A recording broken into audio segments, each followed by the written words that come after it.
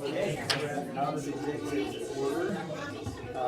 Can you all stand for the pledge of allegiance?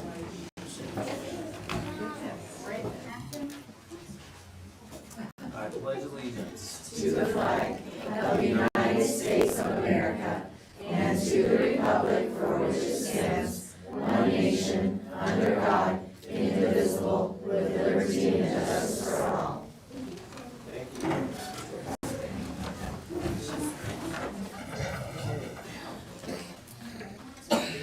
Is there anything, before we approve the agenda, is there anything we need to take out of here or change, modify the agenda? If not, we have a motion to approve the agenda. I'll make a motion that we approve the agenda. So we have a second. I'll second. All in favor, Kirsty? Aye. Aye. Aye. Good. Aye. Motion carries, thank you. Moving on to celebrations and communications with the Cunaway Award, Superintendent Johnson. Chairman and trustees, it's my pleasure to once again highlight some of our fabulous employees, that we acknowledge them with what's called the Cunaway Award. I think I was supposed to have control over this. We have, I think, 3 different people that we're highlighting today. Steve Page, who works in transportation. We got an email from a superintendent who said that he stopped and helped them, or helped her with her car, and she just was so shocked that an employee, you know, would take extra effort to do that, and I was not, because that's who we are as CUNA School District. So I just wanted to give a shout out to Steve. And then Quincy Murphy, who also works in transportation as a bus aide. She has worked with us for quite some time and loves her job, and the kids love her. And then Jess Young from CUNA Middle School, who teaches science for us. You can see her happy face in that picture. We have obviously lots more people that we will celebrate, but those are 3 that we're highlighting tonight. Thank you. Thanks. So moving on to other reports in the school spotlight, Indian Creek Elementary School.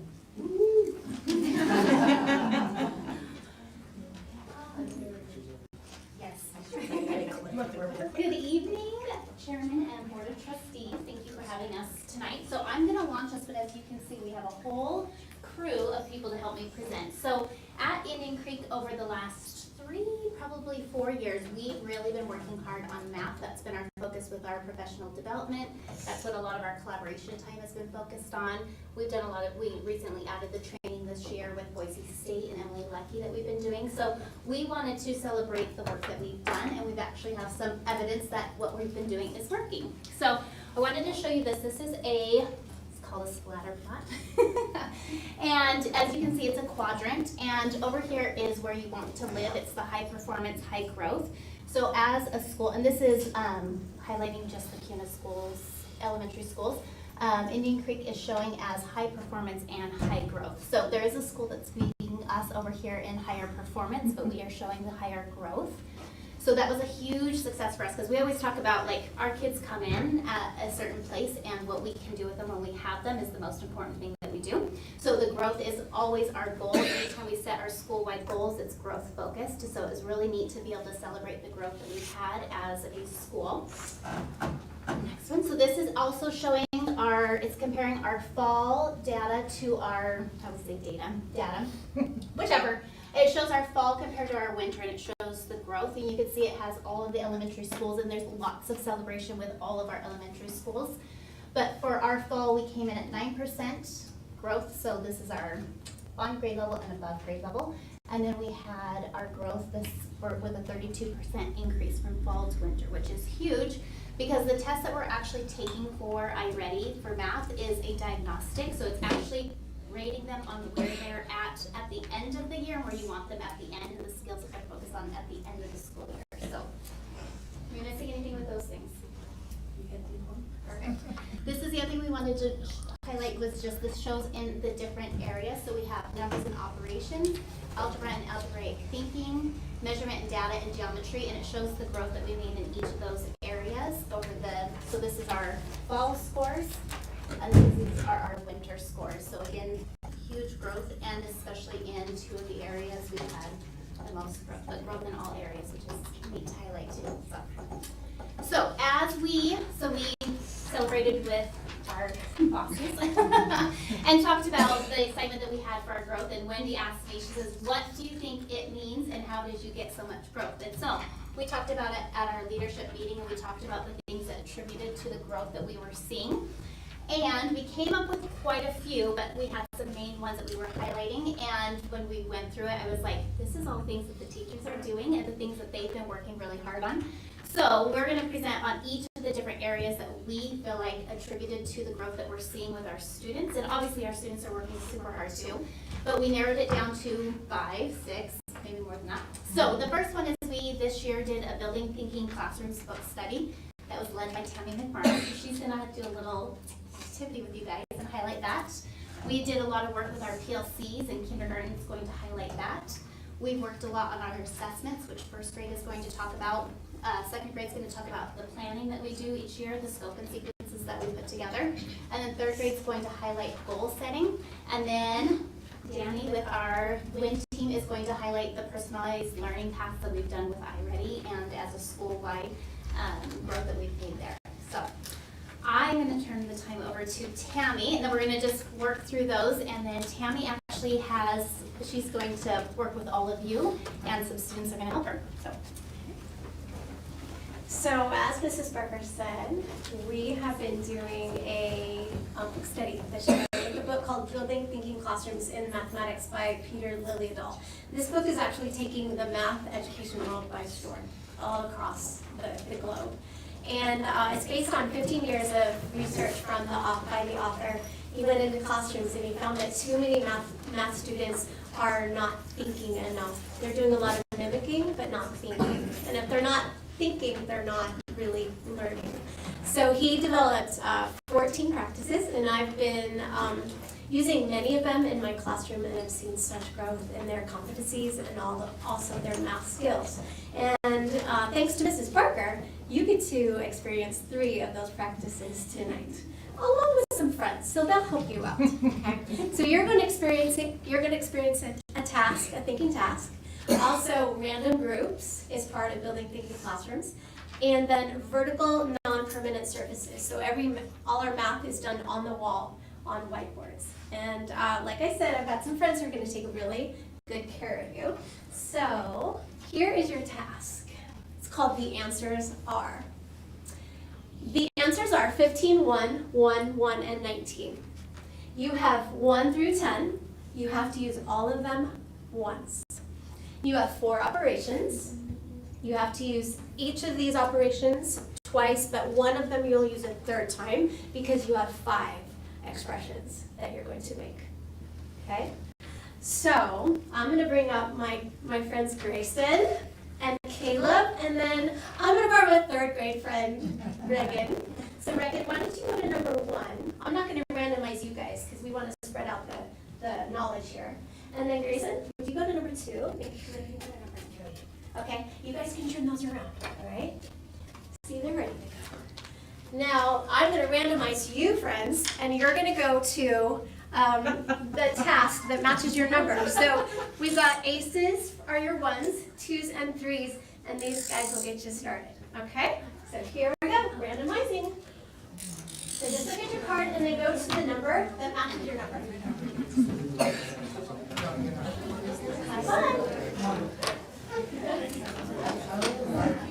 2. Are you ready to lead us through this? He's already started. He started. Oh, and anyone in the crowd, if you want to work on it too? 2. You're welcome to. 3. Oh, okay, yeah. I thought you were going to tell us how you were figuring this out. Absolutely. How are you?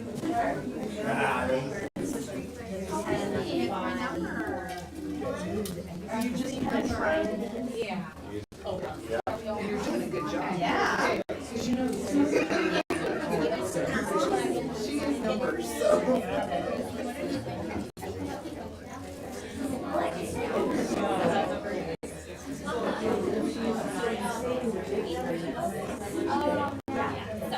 And you used his 10.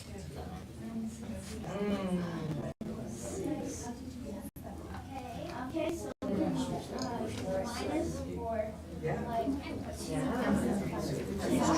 Or you could do, Yeah, so that's gonna have to use. I was gonna say, might have to do the 10. Yeah, we're You gonna, might have to 9, do. 10 right there. Let's see how it goes. yeah, yes, all the numbers. Oh, So we know this has got it. alright, so now we have 6, right? 6 is 9. So get rid of 10. 7, oh, 7. Maybe 6. Maybe 7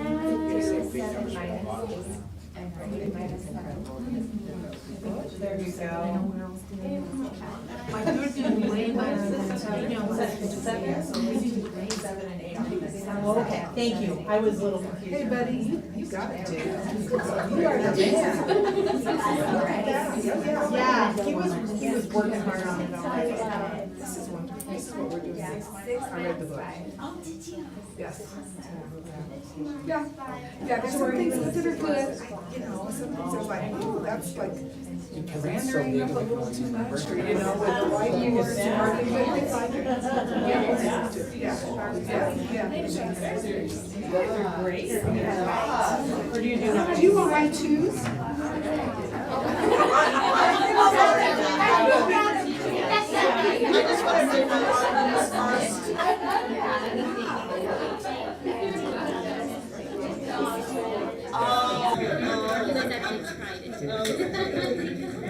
You guys are all.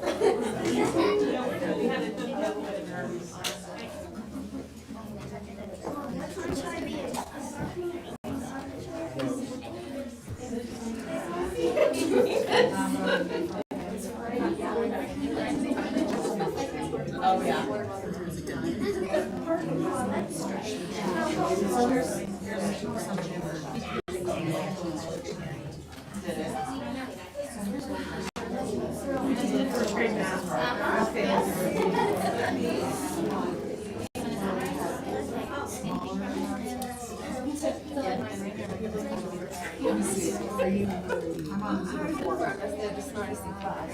Yeah. They're very humble.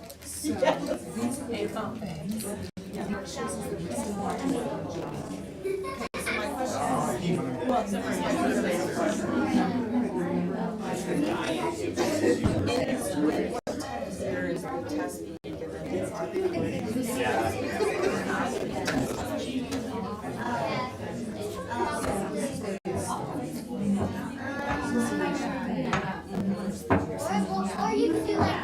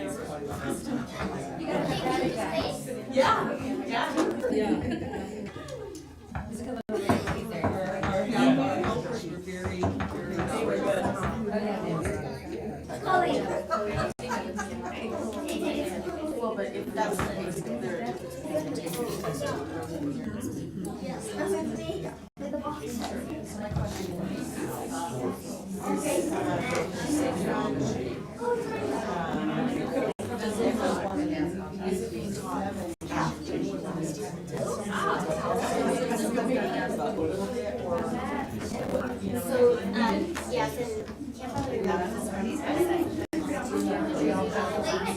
Get to, and it's the one that you use now, it's like, even in, I've been in that's what they're working on right now. And that's what it's right at the end of the year, we hope that there's some team working on it, but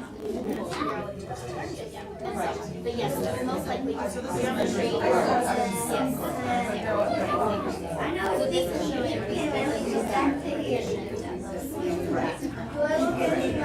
Okay, I just so wanted yes, to the goal understand. would be the whole background.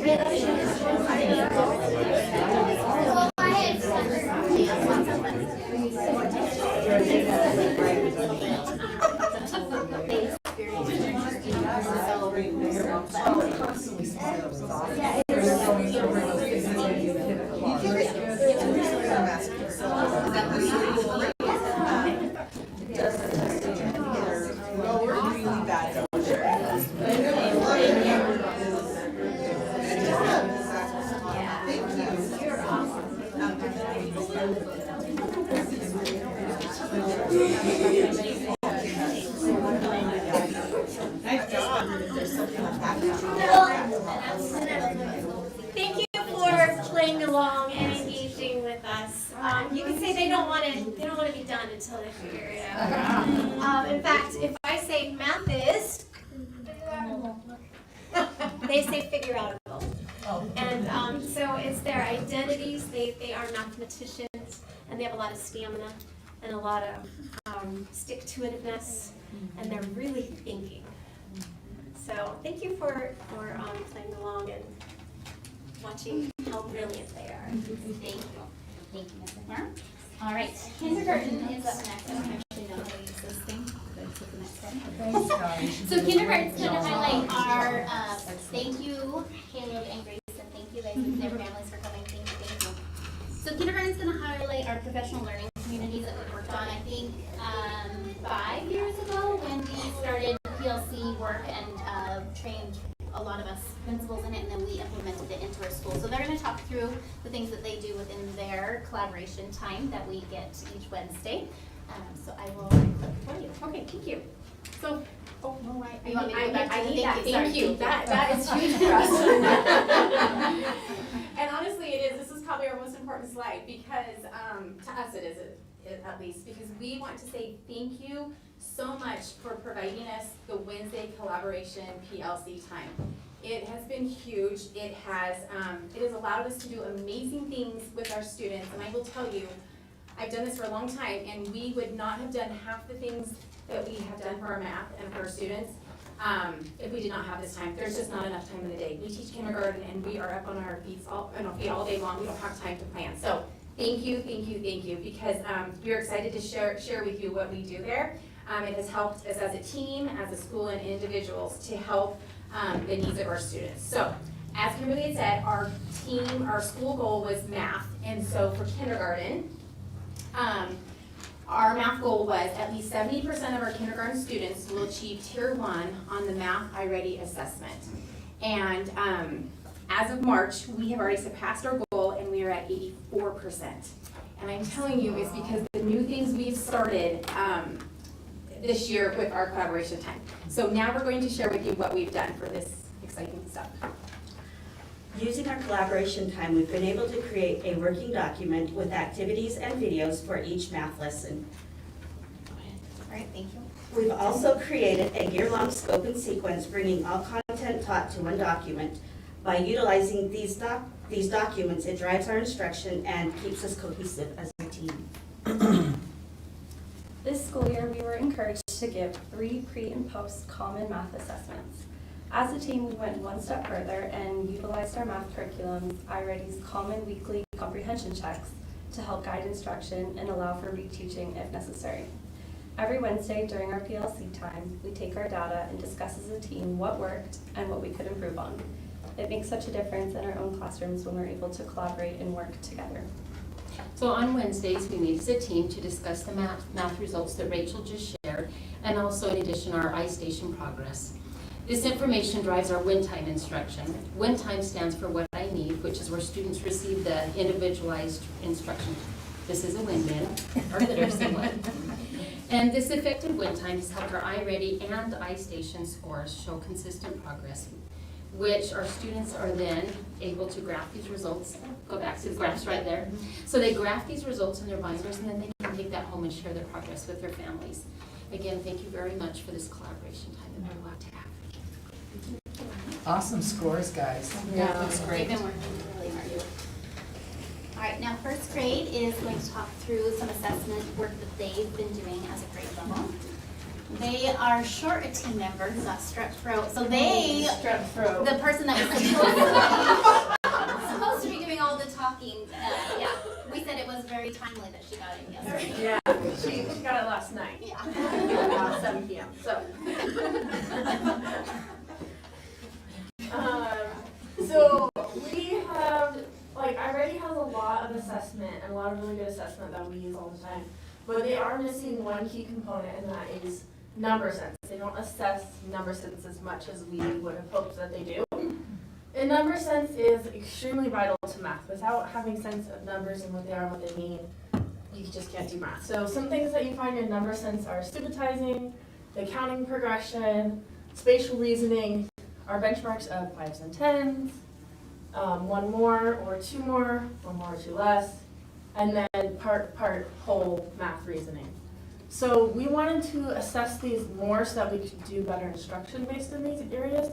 So we turned to the GLOSS assessment, which is out of New Zealand, and Christina Tondevold. And both of these assessments, GLOSS and Tondevold, are excellent at assessing number sense. And then with that extra data, we give that data to our intervention teachers, our win time teachers, and they help it for our small groups. We use it for our own small groups, and then we also use it to tailor math warm-ups. Just get our brain thinking before we get started in class, in math class every day. So we have turned to these assessments, and if you thought math was over, you are wrong.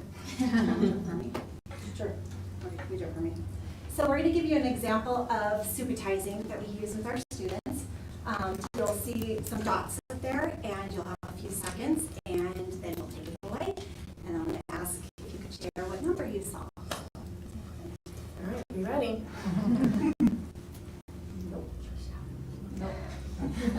Nope, almost there. Advance to the next slide. But only for 3 seconds.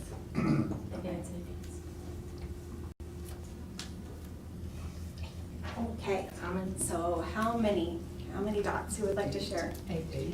8? Okay, how do you know? 2 groups of 3. Perfect. Yeah, great. You saw patterns. Perfect. So, so quick images or subitizing with intentional math talk, talking about how what you saw, the patterns, and all of that, is a great way to build foundational number sense. So that's what we use in our classrooms, especially having the conversation about math. How do you know? Gets us to really understand if they're grasping number sense. And that question is a huge part of what we do on gloss and Toneville. That question comes up 2 or 3 times in both assessments with different numbers, so. That's number sense and math assessments. All right, up next we have second grade, and her team had other prior commitments, I'm sure, right? Always can come up with something. Heidi's gonna talk to you guys about the scope and sequence and planning that they do as a team. That has also been a strength of theirs. Just so you know, Mrs. Barker did not ask us to get you involved, but we are. So I need you to be involved again. So what do you have? What is it if you have something that is brown with a head and a tail and no legs?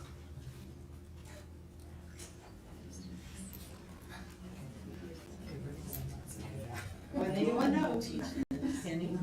Good job! Good job! Just so you know, many people I've asked this so far today have not known the answer. Okay, if 20 dogs chase after one cat, what do you have? I should say, what time is it?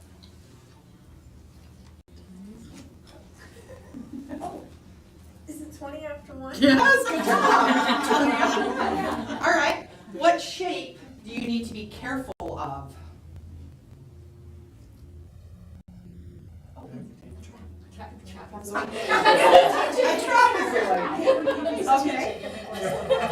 I can tell Heidi also used to teach middle school. Well, we do jokes in my class quite frequently because so what do money, time, and geometry have in common? You don't have to answer that, I'll tell you.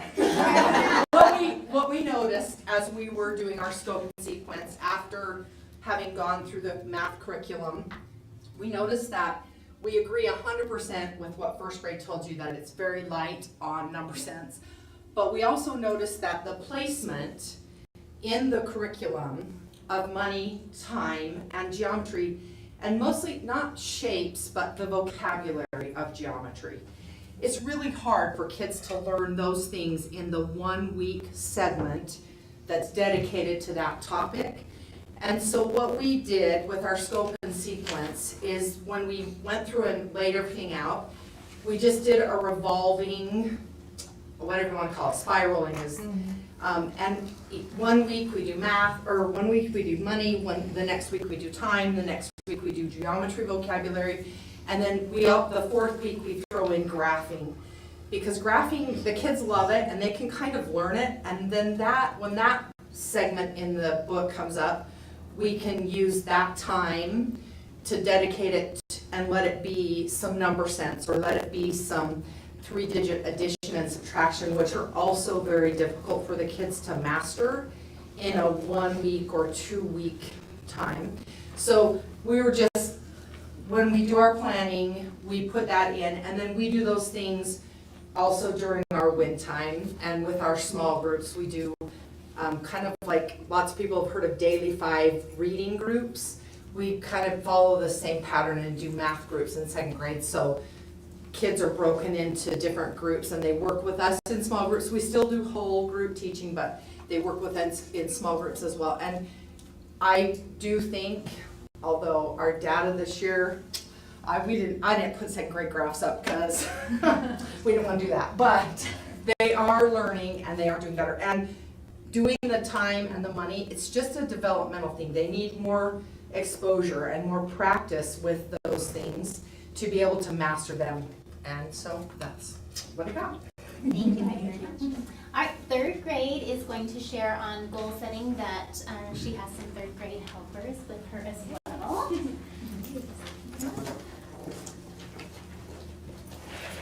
Transition to wrong mode here for a second. All right, so she's going to share about the goal setting that they've been focusing on as 3rd grade.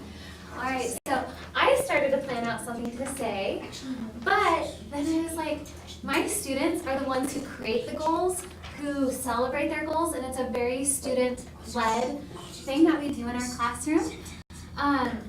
And so with goal setting at Indian Creek, what has been so amazing to see is how self-motivated kids have become because of their goal setting, and then tracking their goals, and then also celebrating their goals. And to have every kid know like exactly where they're at in their learning, and then for them to track and show their progress, just their excitement and enthusiasm and ownership of their learning has been amazing. So without further ado, I'm gonna let our goal setters take it away. So this is Reagan and this is Brock. In third grade, we focus on goal setting. We use SMART goals to help us learn. Take a look at what a SMART goal is. Oh, that's me, sorry. Sorry, I didn't take a picture while I was doing this. The students did the video editing and hit one more. Yes. Yep. Specific means what do you want to accomplish? And then the SMART, when will you meet your goal? Is it possible to meet your goal with effort by your timeline? Ardent SMART is the goal worth working hard to accomplish.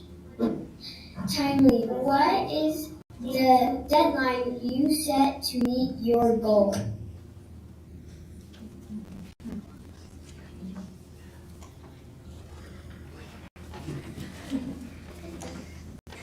Now I'm going to tell you why goals help us.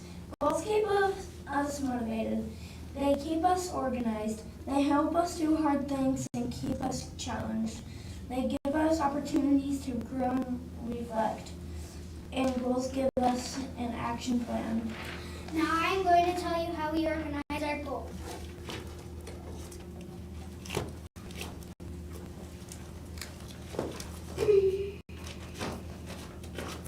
We have a binder that we bring with us to school daily. In our binder, we have all of our goals and data. This is a SMART goal. A SMART goal, S means specific, M means measurable, A means achievable, R means relevant, and T means timely. And then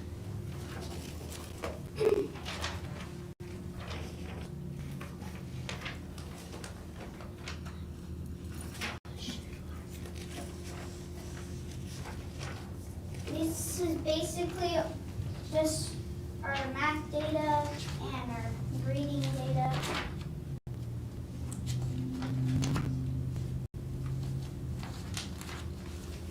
We also keep track of our class scores as a whole and make class goals.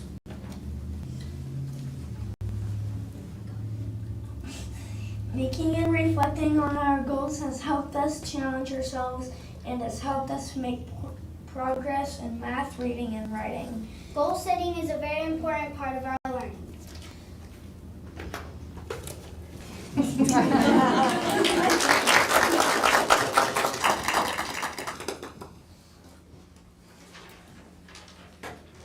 Alright, and next up we have Casey Proctor and Danny Walker, our instructional coach and wing team leader.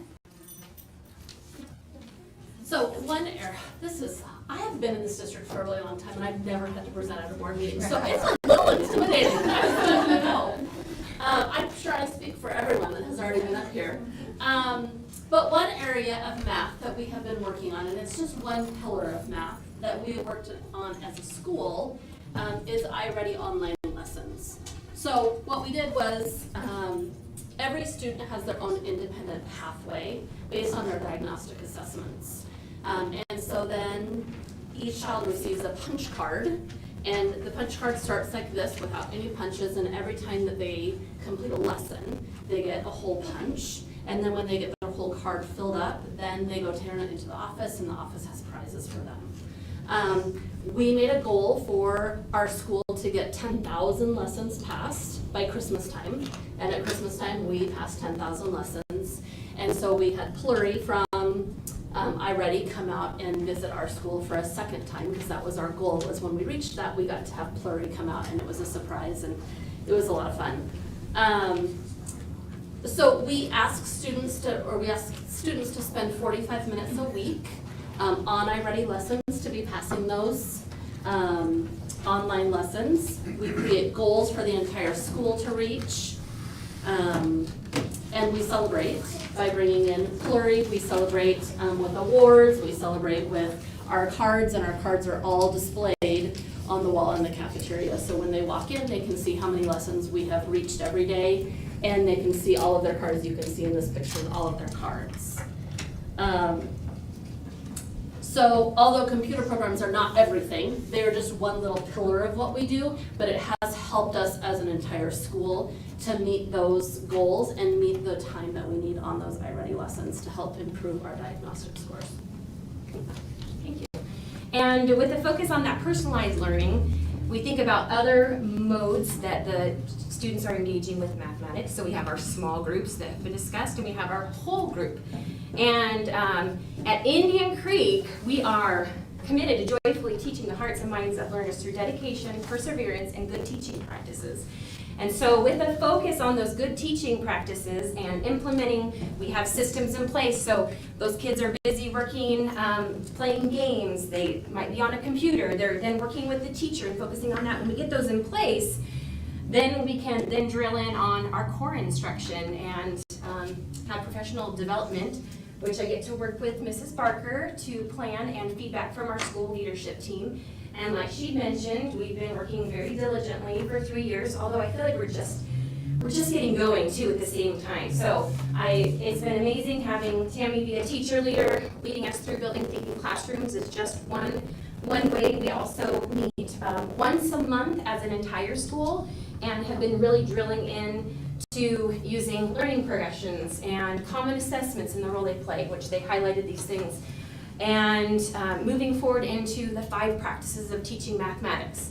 And that's going to be a big focus for us moving forward. And I'll be gathering more feedback from the teachers and make sure we're on the same page, because when they're bought in, that's how we get movement, right? So it's a team effort, and they're amazing. Even when they're tired at the very end of the day, they still meet and they still collaborate and give their input during that professional development time. They don't throw anything at me. So they're very engaged and just a dream to work with. So hardworking teachers, very collaborative team, and so we're going to keep working away towards those goals.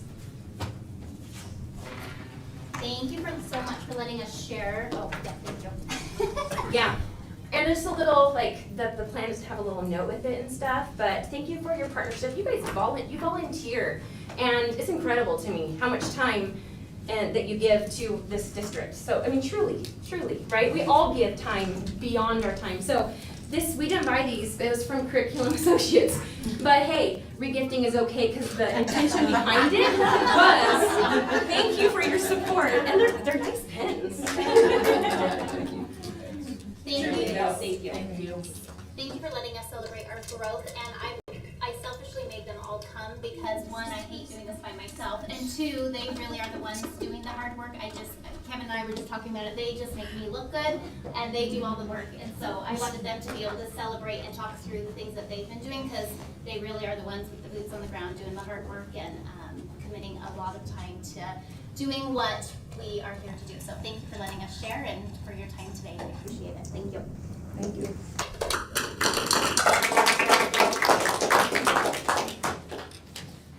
Thank you. Move on to the superintendent reports.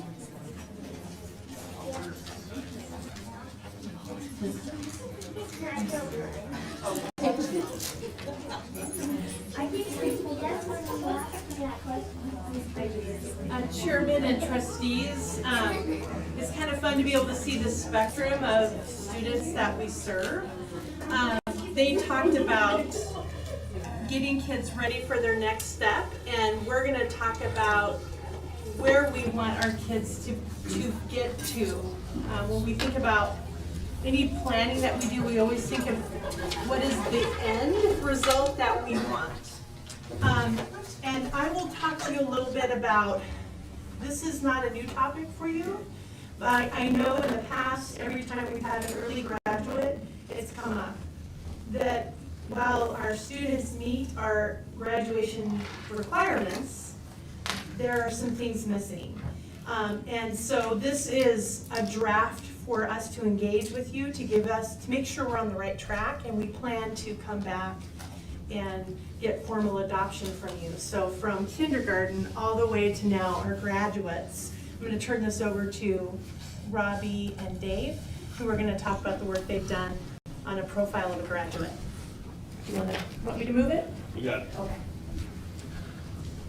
So, a guiding vision for a good K-12 system is knowing the end result, what we want them to be, and working backwards, moving down to kindergarten and prepare them all the way through. And so we start on this work as part of our strategic plan, is to update our graduation requirements. As you know, last time graduation requirements, last update in 2013, CTE didn't exist, COVID didn't exist, a lot of things didn't exist in 2013. So a lot has changed in the last 10 years to get us to reevaluate and look at what a graduate is. So we started off with Mrs. Johnson, Mrs. Bechtel, Mr. Vickers, Mr. Reno, and myself. Kind of, I don't want to say brain trust, but we were the ones that were in the room. And we started off with one question: what does it mean to have a diploma for CUNA? And this is on Wendy's wall in her office. And we just kind of went for it from there. We started jotting down ideas what we think a graduate should look like from CUNA High / Swan Falls High /IPHS. /IPHS. Sorry, Jason. So this is what we came up with, and then when we formulated it, this is who we ran this process through. We started with our Gunning Coalition at the high school, which is kind of our SLT team. We ran it through our staff. We ran it through our parent advisory. Mr. Vickers ran it through some of our industry partners. We put it through our district cabinet, and then run it through you guys tonight to see what you guys think and see if you have anything to add to it. With that being said, so we came up with 4 subcategories here. I'll let you guys read it. I can read it from here. Those are the things we'd like to see that are bulleted and the subcategories. And we'll come back to it, but once you get down here, we want one of the following for our graduates to have done when he graduates from the high school. And then with that said, on top of the diploma he reads, they can also have a specialized diploma on what they finished up with. And that's at the bottom down there. What we'd like from you guys is if you have anything to add to it, any ideas, are we missing anything? And I guess any questions? Yeah, how are you going to check to see if they actually make this goal? That they're citizenship ready, that they're health ready, that they're life ready? I mean, those are all great, but then how do we know if they've made those? That's the next step. That's the next Oh, step. sorry. This is what we Just want. looking ahead. That's what you're supposed to tell us. Sorry, I'm like, how are you doing that? Right Are you now, gonna we do need the a what. project? Yeah, I or know. you And that's the part of the process right now is this is the what, and then the how is our next step. Okay. We need to know what it is that our board wants, and from our community, we have Christy Hardy was sat in all of these parent meetings going over through, because we worked a lot on the academically ready part. That's just the credits, but then, okay, then let's look bigger at all of this. And then, yeah, how? I like them all, and I really like that you're growing financially literate again. It's really important that they know those finances to me when they leave, so that's one of my biggest. Actually, a bill that was Well, good, because it needed to be. Yeah, so the state's added that class. Yeah, and the academic ready. I don't know, I used to like, and I still do like, them doing a project of some kind before leaving, just because I like the excitement that gets them going with, and something they like, and then it shows a lot of different things. As a nice way of showing your, I guess, are we calling these standards, kind of? Expectations, I wasn't sure Standards, what the word. expectations, yeah. Okay, what the word was you're gonna use, but, yeah, I kinda like to see that, but I looked at these and I didn't see anything else personally that I would add, unless someone else does. I thought they really hit a lot. My thing was, now how do we make sure they graduate with this? Right. That was And my that's thing. the second part of Yeah. our work with. So one of my things is requirements per se from 9 through 12. So like when I sit with the counselor and we discuss classes that are required, like math is required senior year, but it's not required junior year. So changing the requirements so that when they are a senior, it's not as difficult, or if you do accidentally fail a class, you're not graduating. So maybe changing the requirements, so the big chunk of it is 9th, 10th, and 11th. So then senior year, they have their requirements, like they have their senior project, you have math, language arts, and then kind of giving them the leeway to either pick basic classes or pick classes they want to do, but that way senior year is not super stressful. So you want less stress their senior year, is what I'm hearing. That health ready. We've kind of heard that from our parent advisory group too.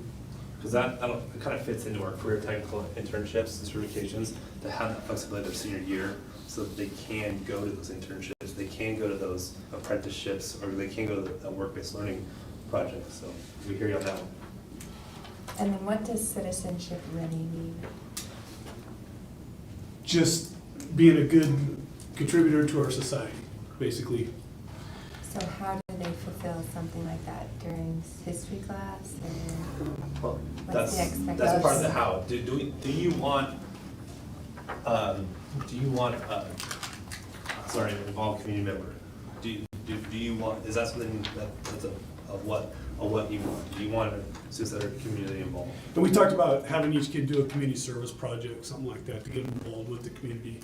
Or going to city council meetings, going to planning zoning meetings, going to school board meetings. That's the way to get actively involved in your city. Coming to a school board meeting. Yeah, but not even just going, applying what Yes. they're learning. Yeah. I mean, it's one thing to go, Well, it's yeah, another thing but like, to apply taking that, that yes. class, Yeah. talk about, the legislature every year. Yeah. They're every year. Yeah. It happens every year. We talked about back in the day, you used to have to, if you're a government class, go attend a city council meeting or a Yeah. school board meeting as part of your requirement. Maybe put something like that back in. We'd have to move the board meeting somewhere else. No, but you mentioned legislature, they could always go to the legislature and testify in a committee. So the academically ready one too, as I'm looking at that, what does that completely mean? Just the content standards? That's our 48 with the standards. Just the standards, so, and again, are we going to do like an ISAT? We don't know, ACT, that's the next step. That's the part. What? That's the what. Or that's the how, right? How do we know that they're academically ready? Right. Right? Is it a benchmark on ISAC? Is it Yes. accomplishing the credits? And so that's, we just need this agreed upon, and then we'll show you this. So this is the how. Right? So responsible citizen, the government course, electives, clubs, going to those events, life ready, goal setting, problem solving, do we add CPR in our health classes for every student to get CPR, this is life ready, healthy lifestyle, goal, like these kids have SMART goals, right? That could be a thing going through all the way through our system. Kids can set good SMART goals for their lifestyle, or SMART goals in any category.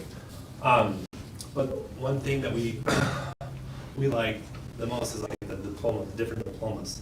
Because we have a lot of kids who are high functioning, and we have a lot of kids who just want their general diploma because they want to go start work.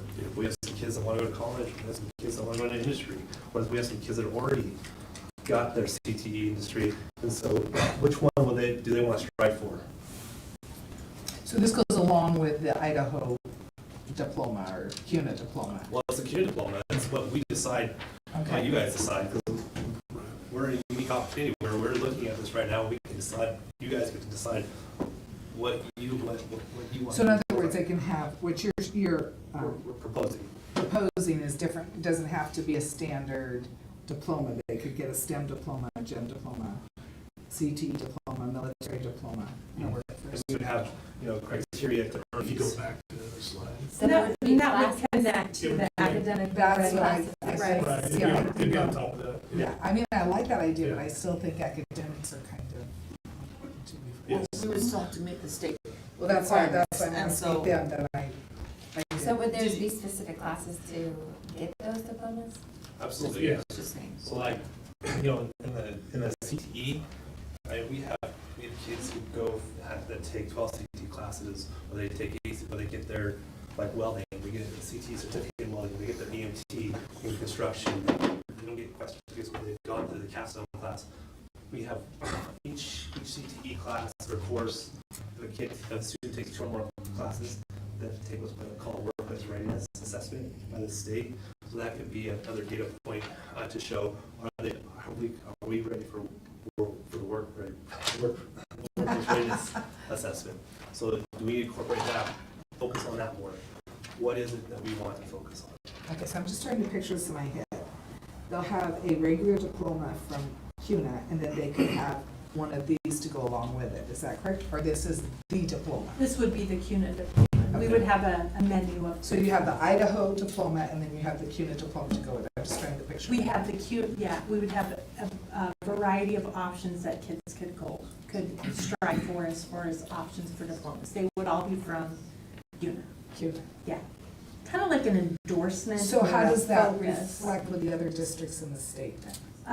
I would say this is above and beyond what other districts in the state are doing right now. And I'm not trying to say we're better than them, but I think what we're doing is unique. Most high schools have credit requirements and really not too many other things. I wanted to applaud the teams and the input that they gave because they wanted more. And I think that aligns to our strategic plan of being future ready. If we're saying that, are we saying it or do we mean it? Because if we mean it, it's going to look different than just credits. It means, according to the teams that you all and that we've met with, these sort of things. How we do that is the next layer.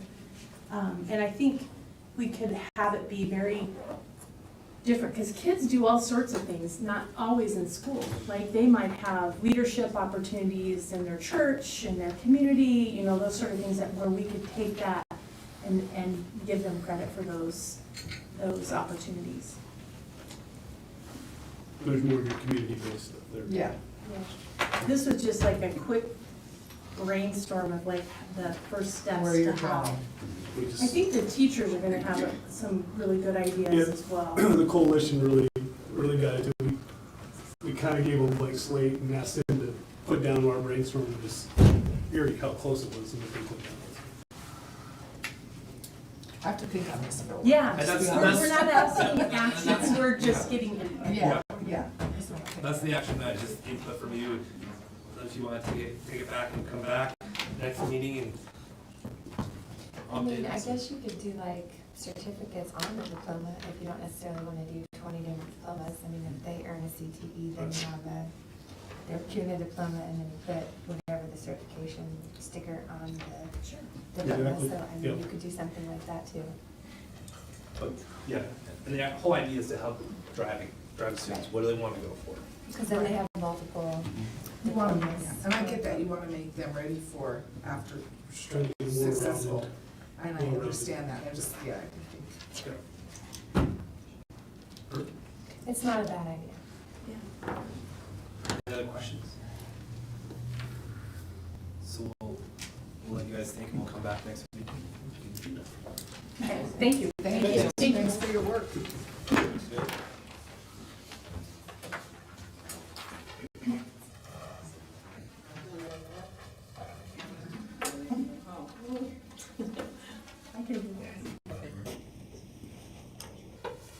So I think we're up next. Yes, Okay, please. so Yeah. Chairman Grant and members of the board, Tracy and I are co-leaders of the SAFE pillar on the strategic plan. So this year, we have 3 main projects that we've focused on. So we're gonna just jump to that so that we can talk a little bit about what we've been focusing on this year. But our vision, our schools will be safe, each school will foster a culture which supports the whole child and celebrates our students' diversity and sense of belonging in a safe and secure environment. So that's our vision for this pillar. So if you want to click, Wendy, to the next. So we're going to talk about 3 different projects that we've been working on. The first one was our Connecting Together. It's the community supports our outreach and using our community partners as part of the safe pillar. Because we need our community, we need our parents, we need everybody involved. And this one just kind of happened, probably naturally, organically, that we were able to put together a pretty amazing event in January. We heard about a speaker that was doing work on the fentanyl crisis, and we brought it to, or Sergeant Keene brought it to me. We went to the Superintendent's Advisory Committee, talked to them about what was happening, and they said, we feel like we need our kids to hear this message. And so we were able to work on that all fall, and to get to the point where in January we were able to do our second Connecting Together. So if you want to go to the next one, Wendy, this is how the project kind of unfolded. So we had a subcommittee off of the Superintendent's Advisory Committee that worked on bringing Rocky here to our schools and to our parent night.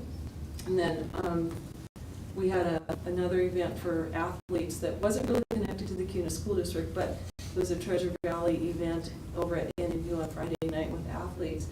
So that was a major project, but it was well received by our schools, by our parents. We got great feedback from that. Our partners that we have besides our Superintendent's Advisory, we have a lot of great partners out in the Treasure Valley that when we did our first Connecting Together, they realized we did it well, and they came back to the table because they said, we like what you're doing. You're doing the right work in your community, in your school district, so we want to support what you're doing. So that's a pretty great endorsement for the work that we're doing with outreach.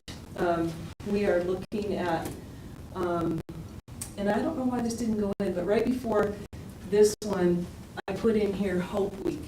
St. Luke's asked if we wanted to do Hope Week again.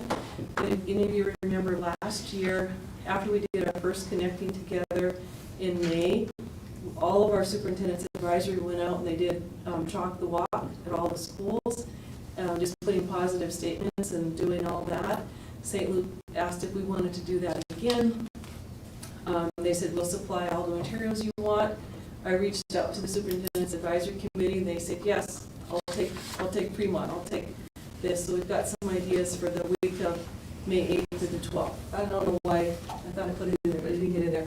So then we're working towards another event that will probably be a back to school event that will be a prevention message with drugs, but also mental health and social media, anxiety, depression, suicide, those kinds of things. We're going to tie them both together. So we've got some really cool ideas that we're working towards on that. So our second project. So we're going to basically we'll review and update the safety protocols that we have. The ISCRS, Idaho, what does that stand for? The Idaho Standard. It's the next. Idaho Standard Command Response for Schools. We follow the process that they put in place for the different types of incident responses that we need to take. We also have safety plans that are practiced as required. Go to the next one. Some things that we've been doing from a safety standpoint in our schools is we've been doing safety walkthroughs. Mr. Graves and Mr. Lindquist, early in the year, they did a walkthrough of our buildings. They noticed areas that we needed to fix to ensure safety for our kids. We had 3 safety meetings to date. The first one was threat assessment training for administrators. That was in August. We also had closed door, locked door policies that we discussed. We implemented closed door, locked door policies or procedures. And then reviewed protocols for ISCRS. We will have a 4th meeting in June to kind of recover, see areas that we need to improve on, and I wanted to just go back for a minute, and sure. We're gonna, at the end of the year, we'll have some different metrics to share with you about a lot of what's included here. But we, in the past, have a threat assessment tool, but I don't know that we're all using it exactly the same way. So we decided we needed to make sure that our whole system was using the same threat assessment protocol. So that was our first safety meeting in August, and we had a person from the state, Mike Munger, came in from the state and trained all of our administrators. We walked through the whole thing of how we're going to do threat assessments.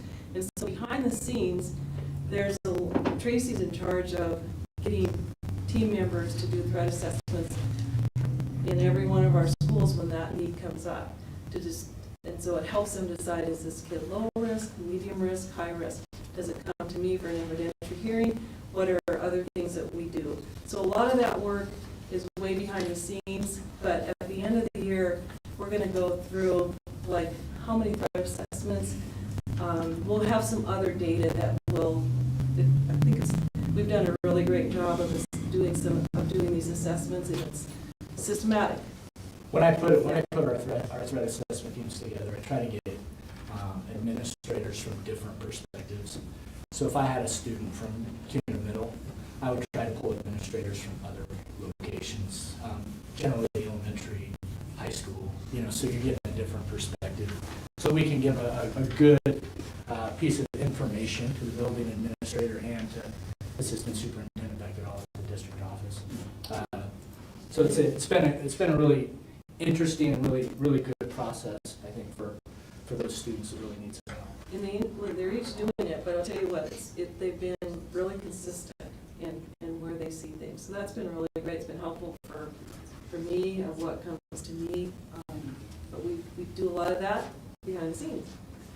We also have lockdown drills that we do twice a year. And then we also have implemented a standard procedure in our buildings, locked door checks that we do, or locked door, closed door policy that we've implemented. And Kim and I have gone around to some buildings and checked doors and make sure that they're locked. It's a work in progress, but our teachers have really, I think, are constantly improving with it. So, unfortunately, just where we are today, we let our goal, like this is our safety pillar. We desire to keep everybody as safe as we possibly can. So we work really closely on that. Our third project is training and equipment. And I think, go to the next one, Wendy. So Stop the Bleed, that was something Joy had asked me about at the beginning of the year. We were able to get a grant for that one. And we were able to train, they had to train 3 people from every school. So we got all that training done by November, and then we were able to get the money, we were get the little kits. I have a kit, I'll go get it and bring it in so you can see what that Stop the Bleed kit looks like. We also got a grant for that. Kim, can you really quickly say what the purpose of Stop the Bleed, why it's so important? It's like if there's an active shooter and there's something in your building and you need immediate medical attention for like somebody that's been shot or hit or something like that, they've been trained to first aid basically. 3 people in your building spread out through your building in different locations to be able to help. And the research shows that you save more lives if you can stop people stopping the bleed faster than emergency personnel can get before they can get there. Yes, thank you, Joy, for that. I wanted to say something, Tracy maybe add to this, but we were also able to get a grant for AED, so every school has 2 in their building. And we just found out today that Luke is going to do a training for all of our coaches on how to use these AEDs this spring. I believe it'll be for the upcoming school year. For the upcoming school year. They'll take the training in the summer. Yeah. No, first of summer. If any of you heard, but unfortunately, Timberline lost a tennis player yesterday. And so I really applaud Luke for saying, let's make sure we know how to use these, because every school has them. And I know our trainers have portable ones too, right? Yeah, our trainers have them. We have also the 2 that we get. We try to put them by the gymnasium, because that's where a lot of the activity is, and then generally somewhere close to them in the main hallway near the office area. I know that at Kearney High School we have one near the main office, and we have I think 3 in the building. We have ours is Various right out front locations. in the office here, but every school has 2 in the building somewhere. Usually, we try to put one close to the gym. A lot of people use our gym, so one is there. This is just this is in progress. We have work to do here on procedures and who has it and things like that. So it's just in progress right now. I don't have a lot of information that we can really share with you on that.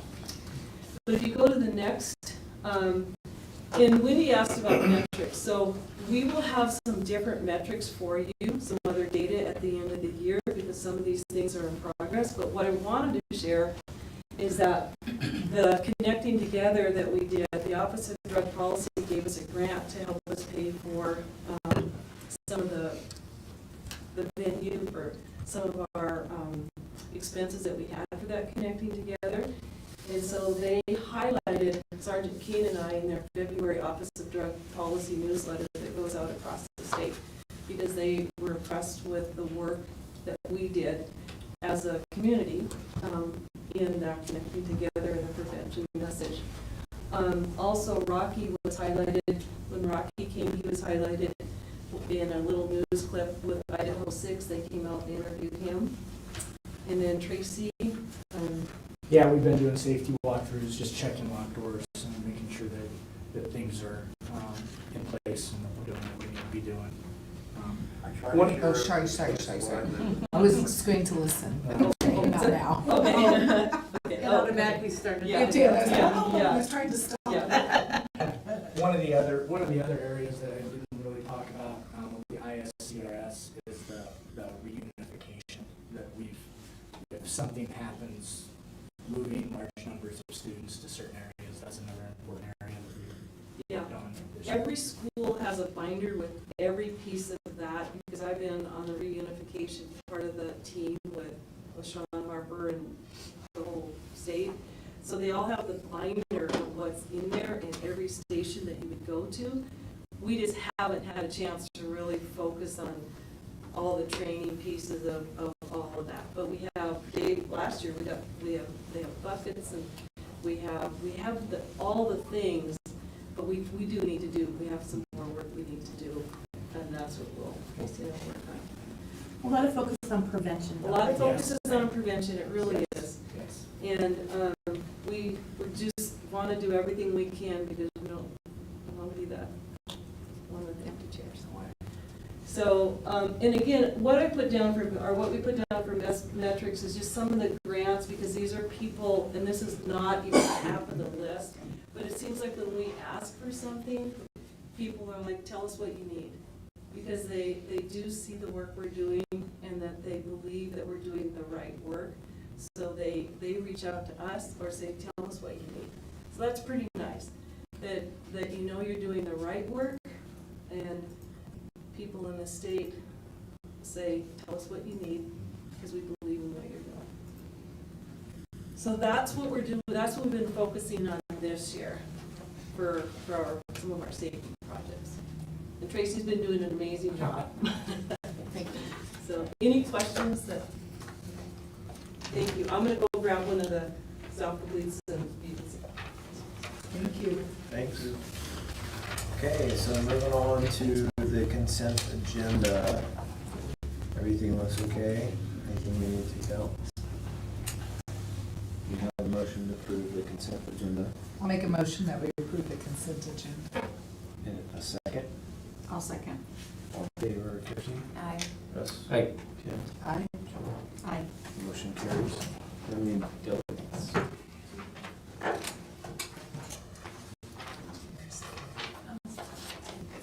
Okay. Christy Hardy for Parents for Policy Change.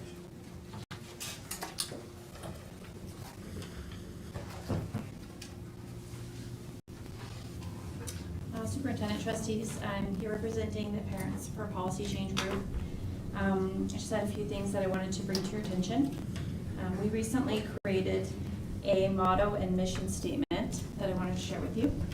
Our motto is preserving the role of parents in public education.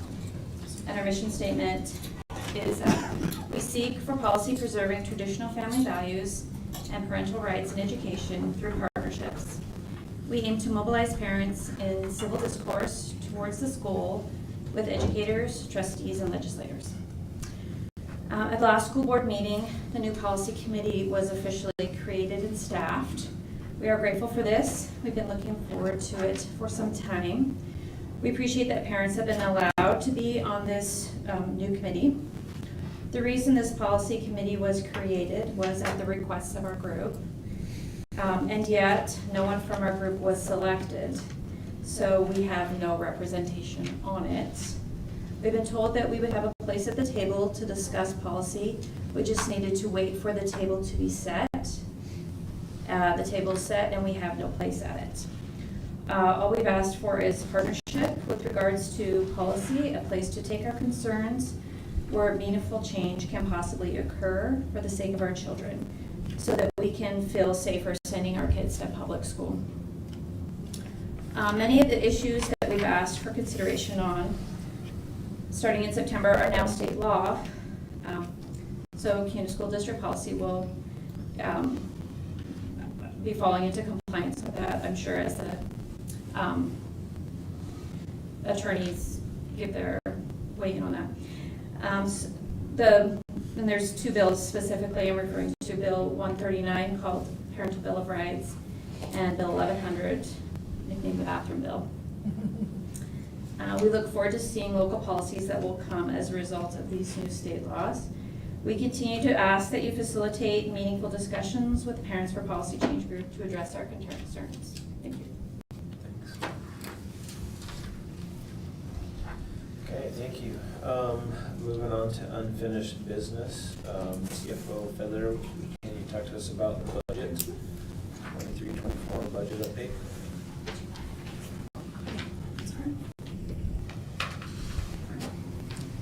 Chairman, Grant, Trustees, some budget updates. So each month I will be giving you updates about the budgets all through the June, and then the first week of June we'll have a final official budget presentation.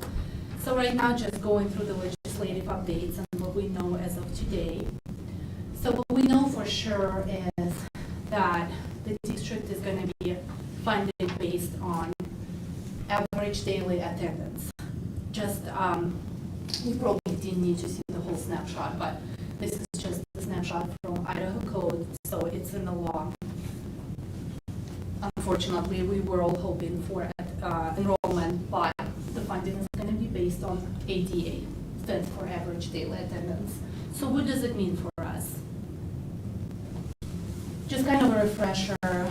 So the way the funding works, the state will take our attendance and then they will calculate the units. They call them support units. And then everything else will depend on that number. Every single department is going to be 90% of the district's funding is going to be based on what they call support units. And just to give you a kind of a comparison, this is our current school year, where we are right now. So, and as a reminder, the current school year, we're funded based on the enrollment. So our ADA is 100%. So these are the units that were calculated by the state. So if you can kind of take a snapshot or bookmark that amount, 292 units. So that's kind of our current formula. So the future units for the next year, the number is 266, so you're probably wondering, why is it less? It should only go up, right? So it's just because of the way they're gonna change. So we're going from enrollment to attendance. So if our attendance is 92, then the number of units is gonna be 92% of 292. So kind of like an easy, simple math. I know they have the calculated formula, but just to give you an idea, for example, 92% of 292 is going to be 269 units. Then the state kind of gave us a heads up, saying, well, be ready because there's going to be a lot of districts with a low attendance, maybe below 85. In this case, they're going to be protected at our costs. So each district with a good attendance will have to contribute to the districts with the bad attendance. So, and we have been a giving district for the last at least 15 years as far as I could go back, because our attendance is always above 90%. So based on the webinar that the calculations provided by the state, estimated maybe 7 units to give to other districts. And, we're still hoping, we're growing. So right now we're budgeting at least 1.5% increase in enrollment. That's kind of, when it comes to finances, I would highly recommend to use the most conservative approach, because if enrollment goes up, we can always revise the budget and go up and then start hiring employees. But for now, we're kind of gonna use the historical data, which is gonna give us extra 4 units. So this is where 266 number of units comes from. So, and the rest of the presentation is gonna be based on that 266. So if you can kind of remember that number, and I will reference to that number again. And the next slide is probably more than you need to see. And usually I don't show all the internal calculations, but for some reason I've been getting a lot of questions this year. I think it's just because of the transition. So, and I see a lot of emails back and forth between the business managers and the state. But really, this is how the state calculates the salary portion for us. This is the template that they have on their website. When we get our deposit into our bank, it comes with this. So right now, they just created a template so we can plug in and see what the future is gonna look like.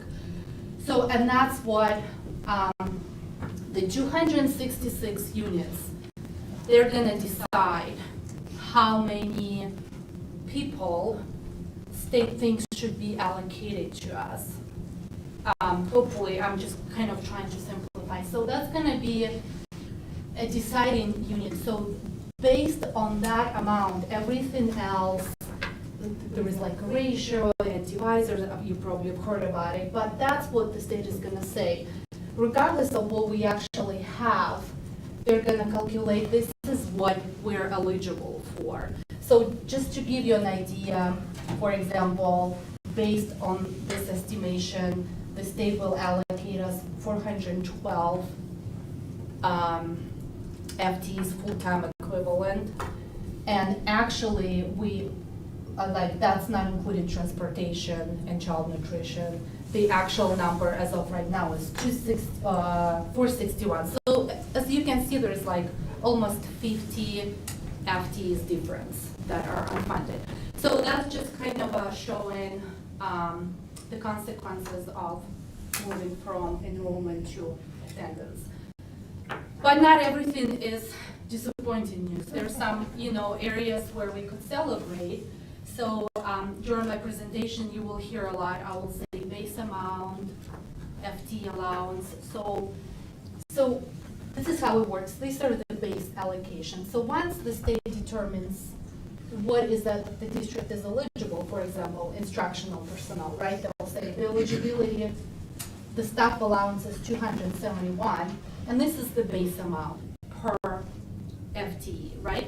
So there's some good things that happen here. For example, that amount has changed. It went from 41 to 43, which is a little bit more than 4%. Usually it's about 2%. The significant change happened here. It went from 24,000 to 38,000. That's a significant difference. And I just wanted to thank our board, because I believe our district started the resolution about the classified staff, and many districts joined. And the legislature team heard us. So that's the item to celebrate. And then you will also hear that, for instructional personnel, the way it's phrased, and I'll show later, each cell and career letter is going to be increased by $6,000. So what they're saying, those instead of 50,000 average per instructional personnel, it's going to be $56,000, and that cell is going to be increased by $6,000. So there's trade. There's some decreases here, but there's some increases here to compensate for the difference. And then at the end of the presentation, you're probably wondering, well, what does it mean at the end? I will share some amounts with you. So before I move to the next slide, do you have any questions? that's probably the only one time I will show that table. It's just because there's some questions because of the transition. Yes. Does that mean that we are gonna have to come up with a way to pay those 50 people that are not gonna be funded by this? Yeah, and that's, yes, so, and that's where the discretionary funds, that's where the discretion, this is where we use our supplemental levy discretionary funds. And, because we're putting all our funding sources together and then we're going to distribute, but yes, that's where we're in a situation where we always, at least in the past, have to apply for supplemental levy just because to fund that gap. Now, and this is just kind of a snapshot of what I was talking about as like when I was talking about the base amount when it was changed from $24,000 to $38,000. Just a reminder, I kind of have to, like every time when I present or every time I talk to other business managers, especially new, I always say, please remember, it's the based on staff allowance. So don't just take your actual number of employees. Be aware it's the number that you're going to be eligible for, and it's going to be driven by the units. So, and the same as with administration, $43,000. Kind of always highlight. Don't forget it's the base and it's per allowance. The same is with $6,300 per. The way they phrase it, each cell from the career ladder. Now, that is something new, and I can see a lot of questions sent to, so every time when one business manager sends questions to the state, that business manager includes all of us, so we're kind of in the loop. So I see lots of emails flying back and forth, and the state asked us to communicate, and and I got a permission to take this snapshot.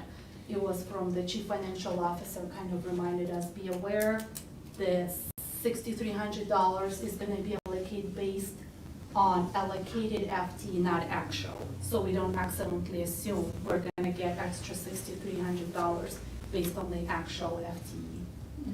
So I thought I'll keep it here as a reference. And so these are still all good news. Another good news, we received additional funding. PD stands for Professional Development for Dyslexia. And 2 days ago, we already received $23,000 for this year, where we can spend it as soon as today. And the estimated allocation for the next school year is a little bit higher, $35,000. And these funds came with terms and conditions, and I took a snapshot from the webinar that I watched on April 5th. And these are just the requirements on what the funds can be used for. Superintendent Johnson, is there anything you'd like to add? No, we haven't had a lot of support from the state on this, and so we joined together with others, Southern Idaho Conference school districts, to create the training so that it would be convenient for our teachers that are required to take this. So we're ready for that and have done some of the initial training. So I'm really proud of our teams for being ahead of that. So we'll do some summer offerings, so that money will be used towards that. Thank you. So this is a summary of all the slides. So it's kind of like if you want to go back, so you don't have to go through each slide. So you can look at this slide at a glance. Kind of to give you an idea, when we build our budget, it's going to be based on all of this information that we have. For example, we will consider that now we're funded based on the ADA, so it's going to be decrease in units and any funding that depends on that. And salary apportionment, that's that slide that I shared, the way the state calculates it. So the number of FTEs is going to go down, but there's going to be some increases. For example, the amount, the discretionary amount is going up, and this is where we'll have additional funds to cover that gap. And there's some increases in here, as I mentioned earlier. There are no changes for professional development or regular classroom technology or curriculum. However, there is a little bit additional funding for dyslexia training. And just a reminder, something I haven't mentioned before, that we're not running for supplemental levy this year. And the amount that we used to ask for was $2.5 million. So like when I create the revenue, when I calculate the revenue, all of these factors are going to be considered. And like I was told by the state, even for the state, the budget amount is always limited, so there is always trade. Something increases of the cost of other items. Very rare it's going to be in addition. Sometimes, but not all the time. So we didn't receive what we were hoping for, but it's still a workable budget. So, and this is the last slide. So right now we're just creating kind of a structure to work around. We're having budget meetings, we're going through negotiations, we're adjusting our salary schedule for the classified staff. Here you can see 3 school years. This is our current school year, this is our next school year, and this is our 3rd year. And that year got a nickname. Everybody calls it a federal cliff year because this is where all the federal funding are going to be like eliminated, including funding from health and welfare, U.S. Department of Education, all kind of programs. So this is the year we have to be aware of, but we have a plan. So the current school year, there are no changes. We're following our plan. The next school year, 2023-24, as I mentioned, the revenue is going to be budgeted based on all these factors. The only thing that I haven't mentioned is we're still going to utilize our ESSER funds. We can still charge an indirect cost. I consider it a revenue. It's like good $500,000 a year for us. So considering all of this, the estimated revenue is going to be around $43 million. As you can see, it's still more than what we received, but it could have been better if we were funded based on enrollment. And I will always be saying that, so hopefully somewhere someone will hear that and eventually it will be changed back to the enrollment. And because the students are still there. The students are still there, yes. They just may be sick, which we want to stay home if they're not feeling well, so they don't spread the love of the germs. And then, thank you. And then, and with any expense, like with any household, we all have to agree, I call it a target expense amount. At what point we say, sorry, we can't fit any more expenses.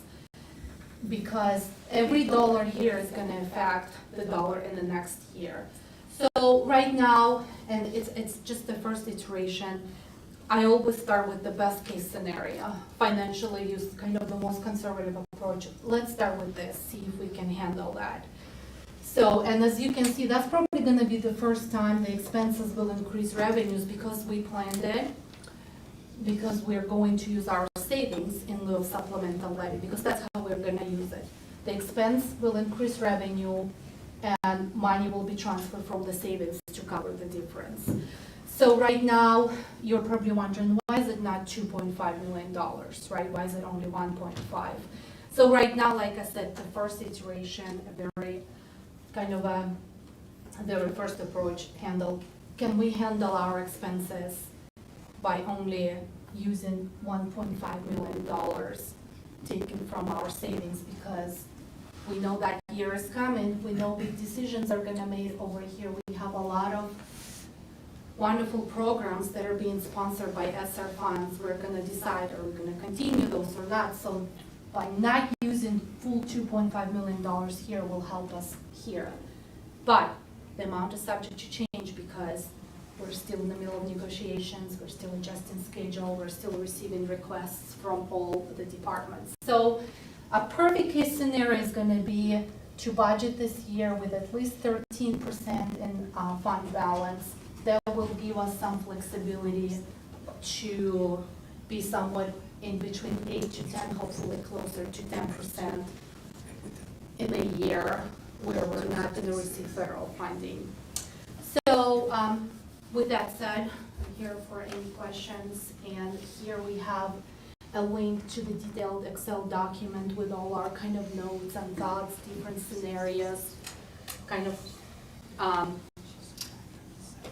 list of expenses that must have. On some expenses, we're like, okay, can we wait?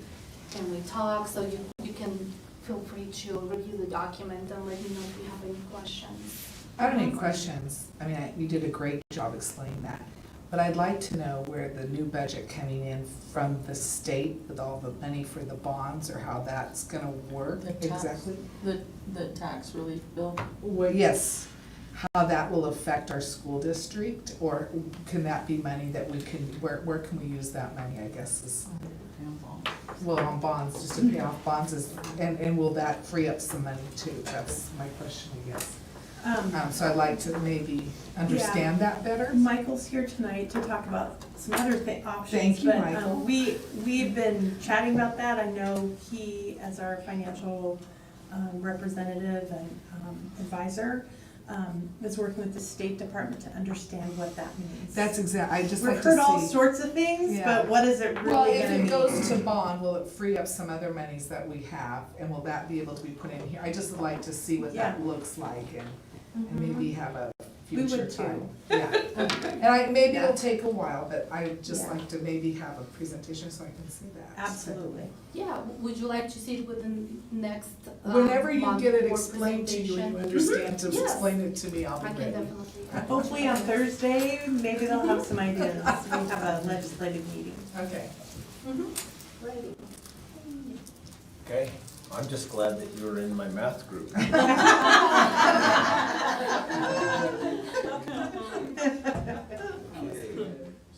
So moving on, let's see. The first reading, policy 910, Director Graves. Thank you, Chairman Green and trustees. My goal today was to definitely be the fastest presentation. This is just the first read. Reminder, this was you guys had requested us to look at who's using our facilities, how much are they paying, does that need to be updated? So I came, I think it was September and then again in December, and now we seated a quick little task force. And this policy may break the record for the longest, but it's not. The policy piece is only 2 pages, and then the appendices are the new agreement, where we really just focused on gymnasiums and fields. We didn't do anything with the K-PAC. And then the last one is kind of that, who gets, like what's the priority of who uses the fields.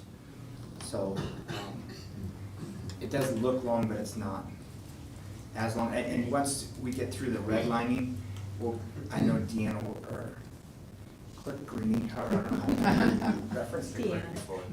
But Deanna will clean it up, like, and I think we can get it down to like 18 pages. Do you have any questions for this first read?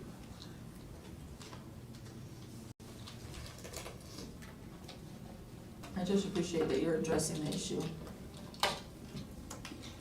It's crazy how fast time gets in between, like the last time and the first time. I think Ben and I looked at it, it was about 2012. It was probably right after the K-PAC came on board that this was updated. So it's been a couple years. You remember where you were at in 2012. Where's the list? It's the appendix B, it's the very last page. It kind of shows you the priority list of, and just fast summary, it's obviously high school and middle school sports first. And then it's anything related to those teams.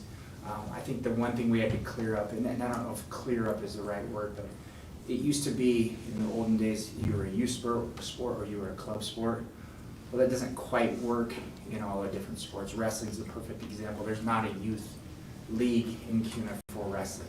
There's CUNA club wrestling. So if you were to say club bad with wrestling, that's not how it works. Volleyball, that's not how it works. Lacrosse, that's not how it works. So we kind of cleared up, and we made everyone that if we consider you a feeder program, you have to have an agreement with the district AD and the varsity coach.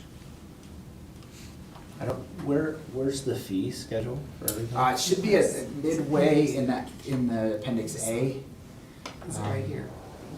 It's probably page like 8, 9, 10-ish. Is that what you're looking for? Yeah. What grade is it? 17. I quickly learned in Deanne's world, it has to be in Word. I don't think I've used Word since Google came back. So I had to literally have some Word tutorials.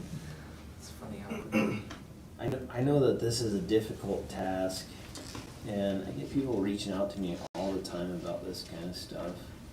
And like you said, I'm hoping that the programs that are feeding into our programs are where we're giving priority to and not charging them a bunch. But when these clubs come out here and they have, some of them don't even have any kids from CUNA on there. They have one or two, and it's mainly, or these clubs that are a money-making thing for somebody. It's like, you know, the coaches that come out here that are doing it and volunteering and trying to help our kids get better and have more experience, that we're okay with that.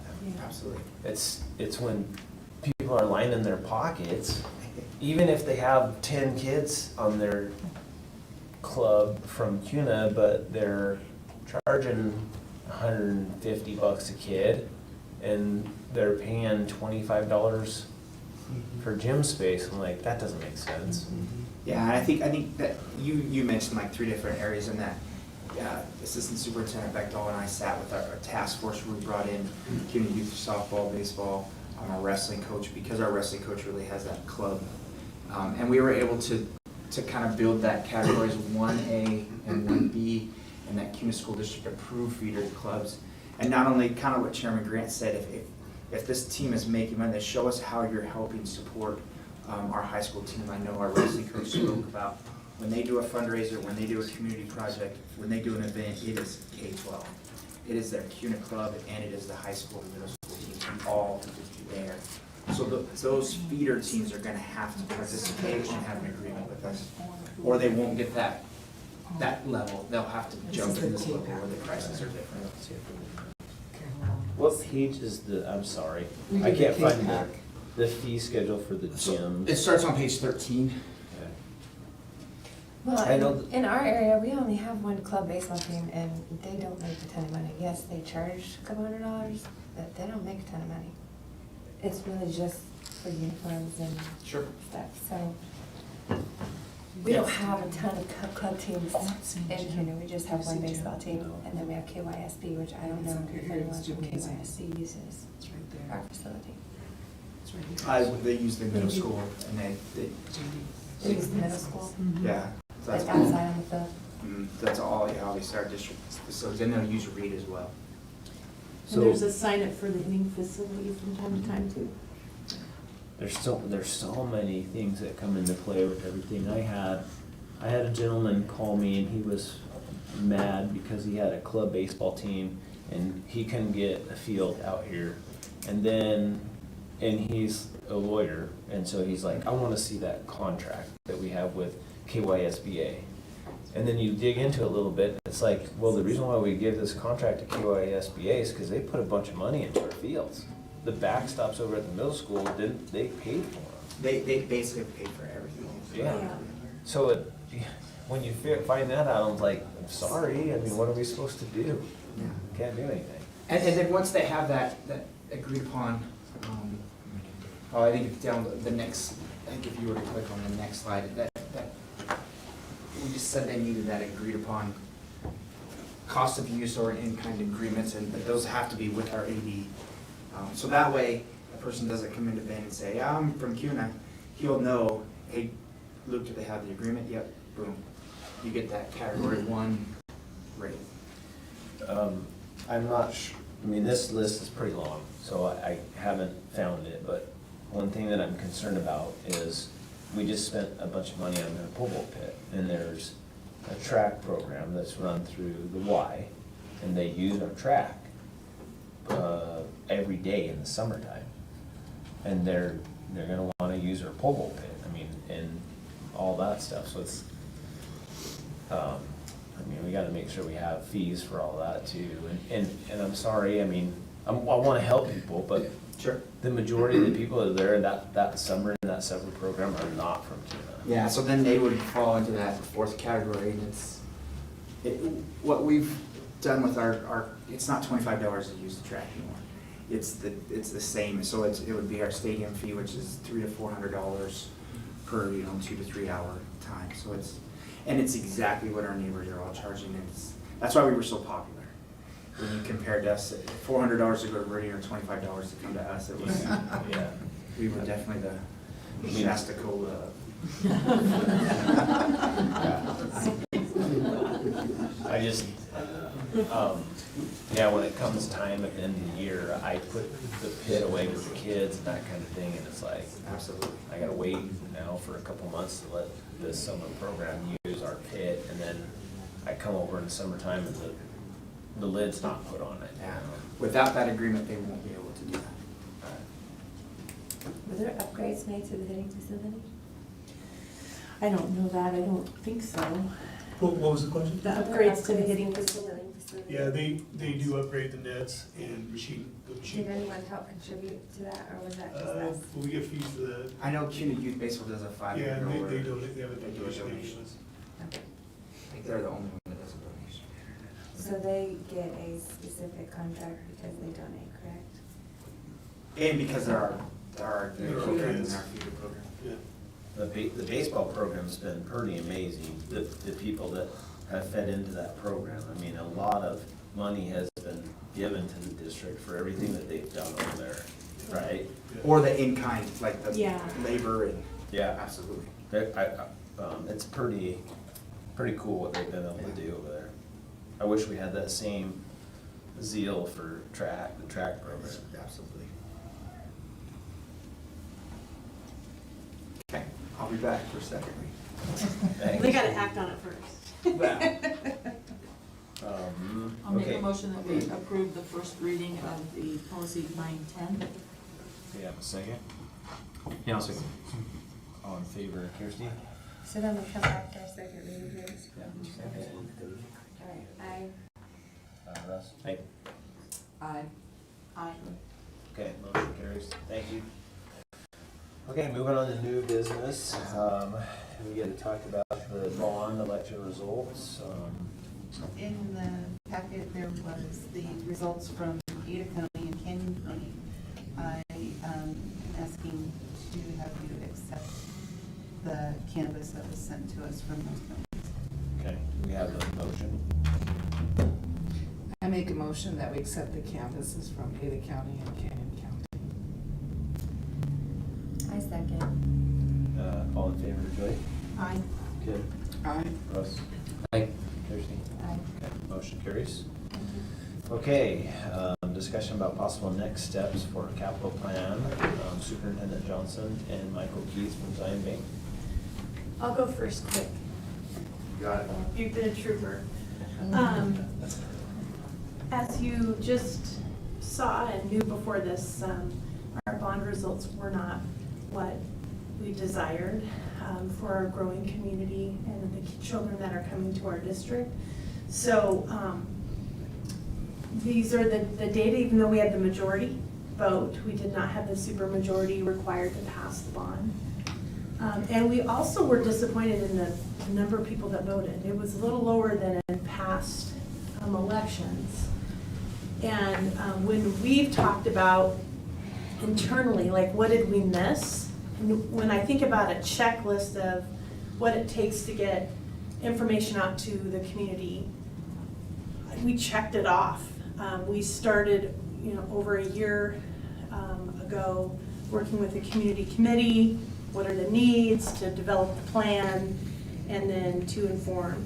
I can't remember the final count. It was like 44 presentations, engagements with community members that I myself did. That wasn't counting all the other things. And so we've had a lot of time to kind of like spitball why. And I just wondered what were some of the things you've heard or wondered or thought about yourself, or people have called you.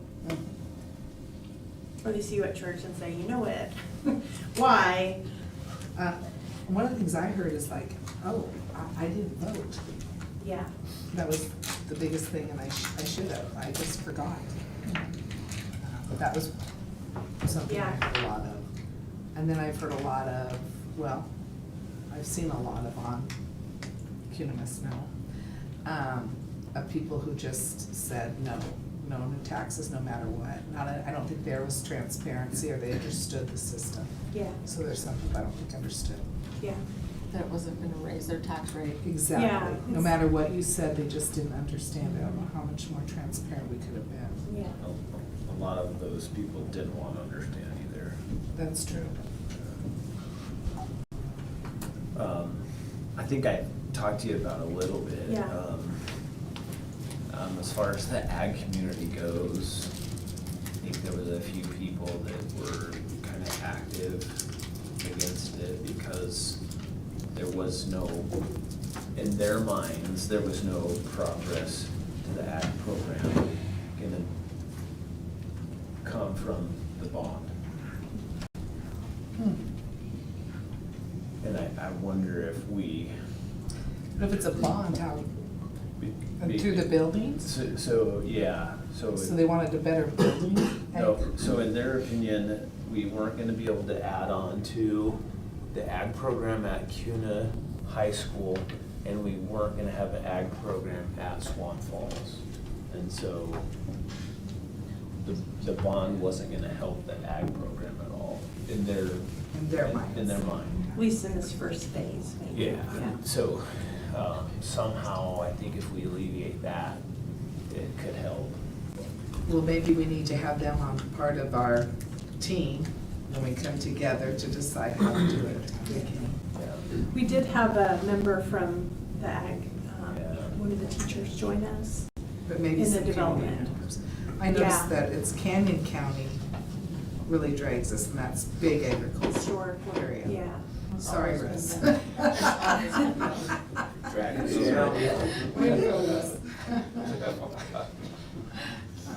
I know I received a text tonight, Danielle Horace, who is going to present with Robbie tonight. She's at the planning and zoning, and there were 3 developments up for annexation, and we spoke against them, and they were approved.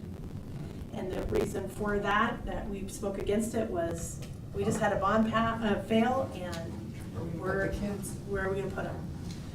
So that continues to be, we've heard people want to say no because it'll stop the growth, and we just found out that doesn't stop the approval. So, and I'm speaking from a text, not full information, so, those kind of things are all these things that we've heard. And you know me, I don't like to move forward without information that will help inform us to make the right decisions. So, one of the action items on the agenda tonight is before you, and if you need more information, we can do that too. But one of the things that, when I think about all of, when I went to school and they said, here's how you pass a bond, these are things to do, and we did them. And I'd say we went even above and beyond, and I say we, the we here, and the we in the community groups that were involved. Not knowing why, it's hard to go forward.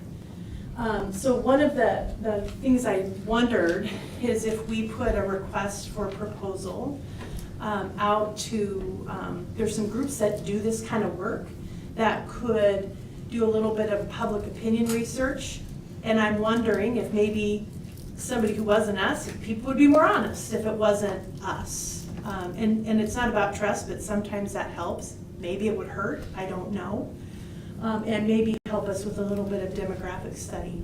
I think I've shared this before, and I feel like I know our community, but it is different. In the last, I think Robbie mentioned just some changes that have happened, more people moving in from different areas.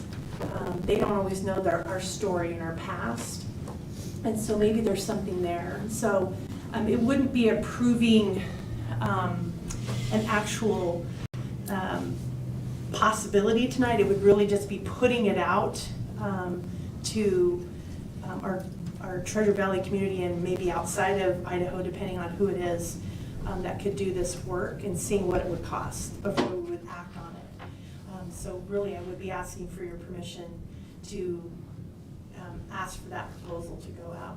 And we would use that data to know how to go forward.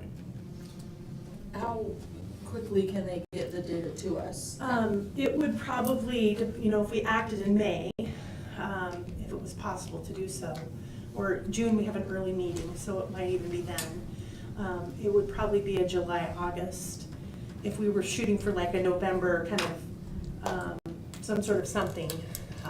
So it, depending on what we would have the group do, I think we would be able to get the data relatively within a timeline to act on it. And what about changing the date that we run the bond?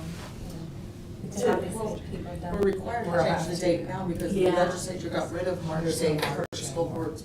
So we just have the August and November. The next available timeline is November. And it's not something we have to do, but usually we kind of know, like, it's like, yeah, this was the problem. Every time I talk to somebody, it's a different why. It's a different reason why. I've heard all sorts of things, you know. Well, sometimes I wonder when parents aren't faced with 30 kids in their classroom. You know, we were trying, there's some that are getting there, but we're really trying to be more proactive. Yeah. If that doesn't make a difference for the growth, or for Yeah. the people to vote. Yeah. So I guess, I think we gotta start planning if, if some of these other things don't go. How far away are we from having to do year-round school for Not far. elementaries? I Yeah. think that's definitely Yeah. something that we're gonna have to seriously consider Yeah. if we can't take care of some of these. Well, and that's in that second part. Because we It have might, to run the but- buses, we have to run the, Yeah. I mean, we have to look at our options, but that's the negative part of that option. And we in our small group started a brainstorm list. Obviously, that's on it.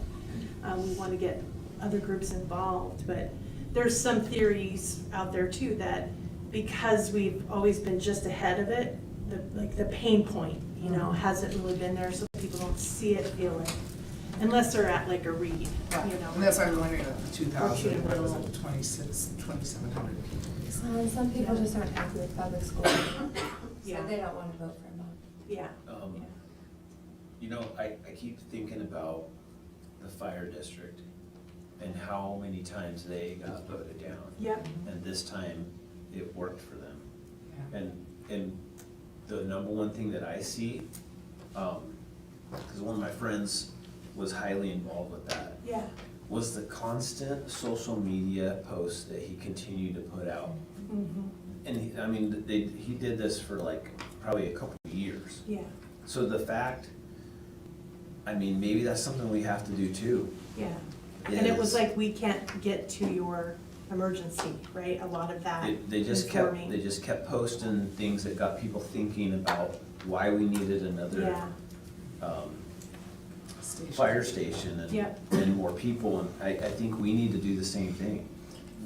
Just what trustee brought up, Johnson, about It's late, sorry. year-round school.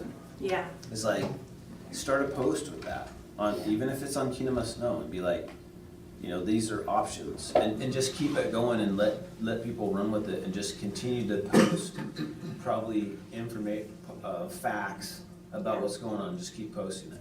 Yeah. And we might not be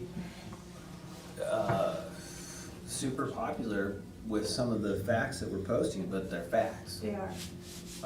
The fact that I get nervous about this because I don't want to create problems with the city, but they're facts.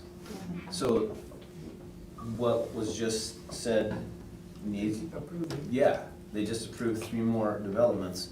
That needs to be fact in social media. I'm sorry, it probably does. So that people can understand why we need a bond for more schools. Well, and I think too, along with that, I think we need to also educate them as to why we don't get money from the state. This is all our doing. This is on taxpayers. Not that we like it. It is a broken system as far as I'm concerned. I don't think they care, Pam. Well, if we keep doing it, I kind of agree with him. We just keep doing it. Maybe some people will get the idea. Like Wait a every- second.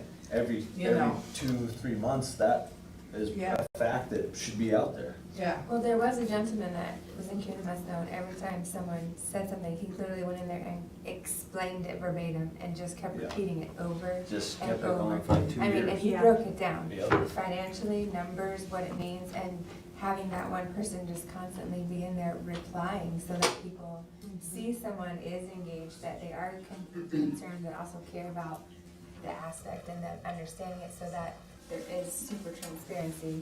Because we think we're being transparent, but people think Yeah. we're being dishonest, and we're really just trying to share it in a simple term instead of trying to break down thousands of numbers and percentages. Because a lot of times you don't understand it. I don't even understand all of it. So you can't It takes really a while, explain all doesn't it? that. Yeah. So having that one delegate just go in there and constantly reply so that people understand what it truly means and how the numbers work.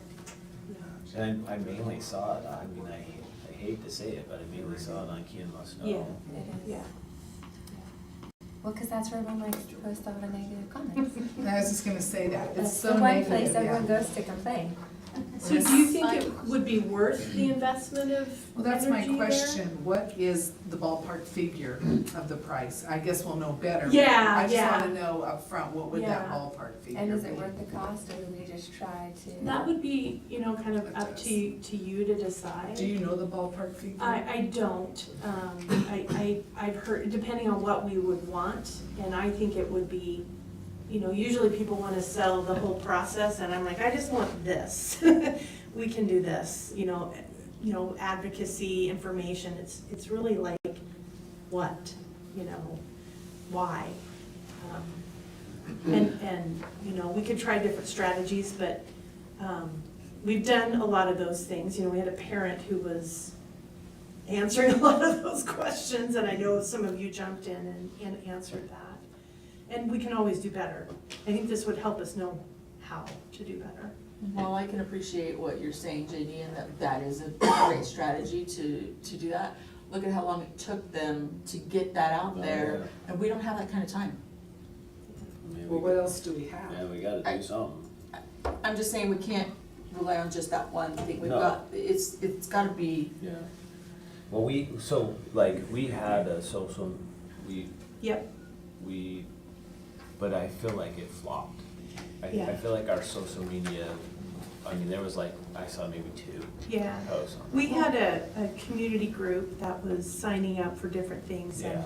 I think life got busy for many of those people on the Yeah. committee, and they weren't able to fulfill their promises, or because Yeah, it was in hard for them. Past, Yeah. it was a lot more in the past. Yeah, I would it like to was. see this number go up, 2,719 out of how many people live in CUNA? Yeah, if you think we have almost 6,000 children in Yeah. this district, even if one of the Yeah, parents I'm like, voted. what Yeah. is up with 6,000. that? Yeah. What did we do that did raise that number? Yeah. Because a lot of people, when I helped do the door knocking, I Yeah. talked to her like, oh, yeah. I don't think they went, Yeah.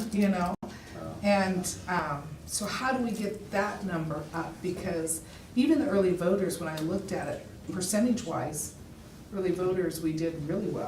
Yeah, And the absentee voters, it was the day of the yeah, election, we just didn't get the people out. yeah. Well, maybe a date change would help. Yeah. And our next available day would be November. But November on and off your election isn't gonna be that much different. It's not gonna be Probably different not. than that. Yeah. November of '24 will be Yeah. much different, and May Yeah. of '24 will be Yeah. much different. But, Yeah. November on and off, there won't be much else on the, maybe there's a city council, I can't remember what the city council.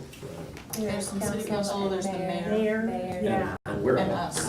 Yeah. Trustees. So there'll be a little more Yeah. interest and a little more things, but You never know.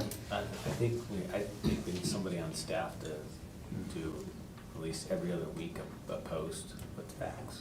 Someone that understands the numbers And and. I'd like to see maybe some of our district administrators, as in the principals, making sure that we're letting people know Yeah. what that looks like when you have a PTA meeting or PTO meeting. We did or- that.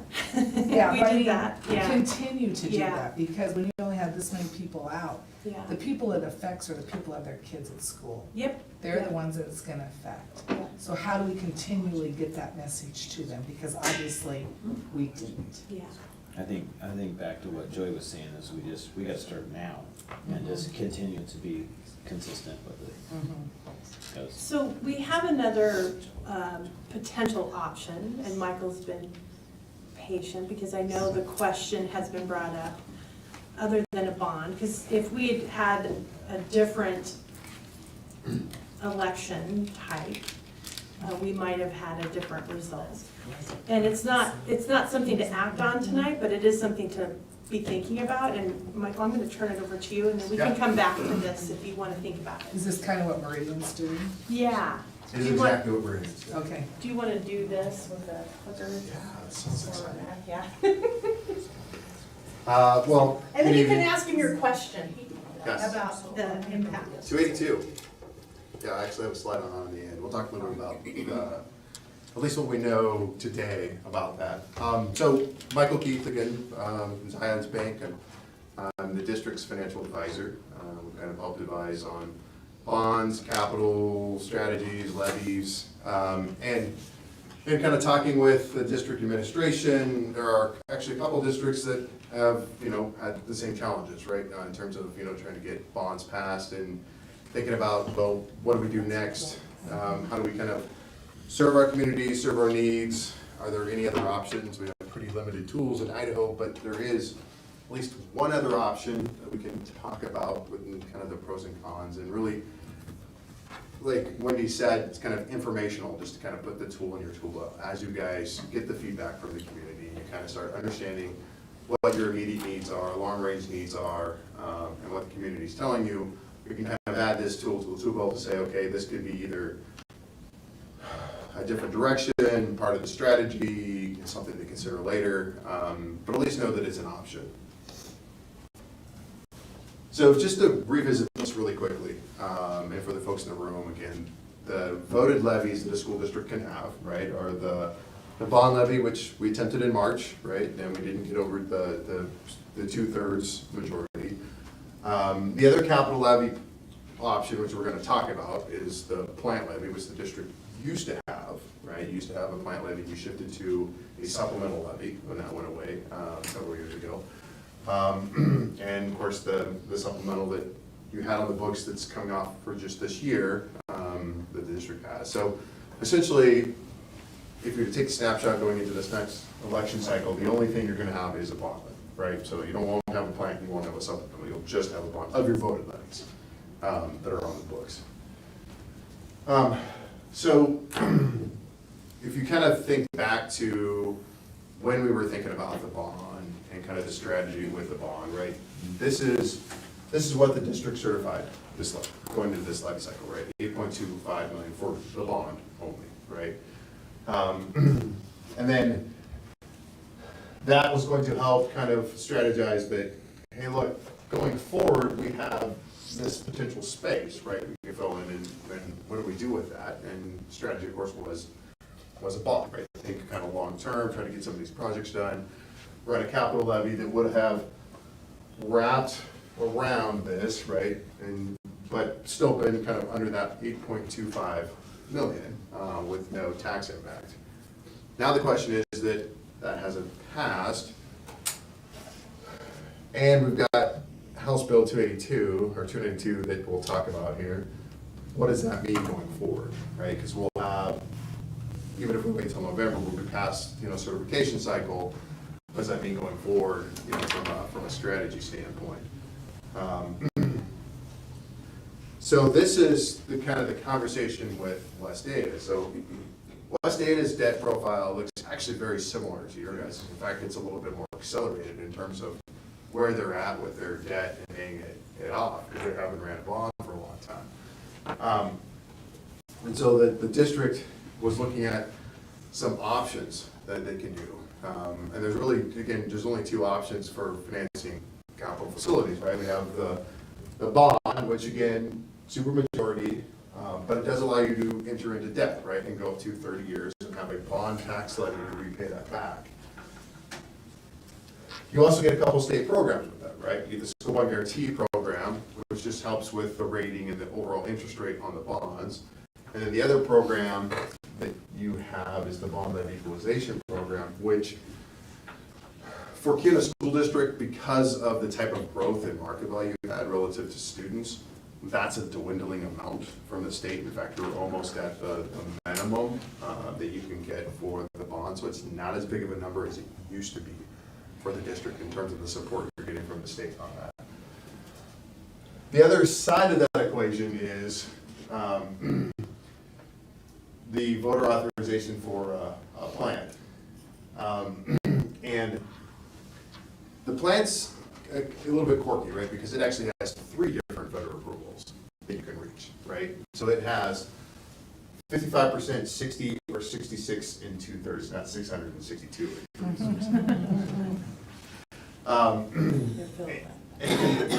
What this is driven by is your combined bond and plant levy, right? So if the two of those together are less than $2 per thousand, then you can run a plant at 55%. Now there's some numbers, and we'll do some math on what that means. There's limits you can get under that $2 per thousand.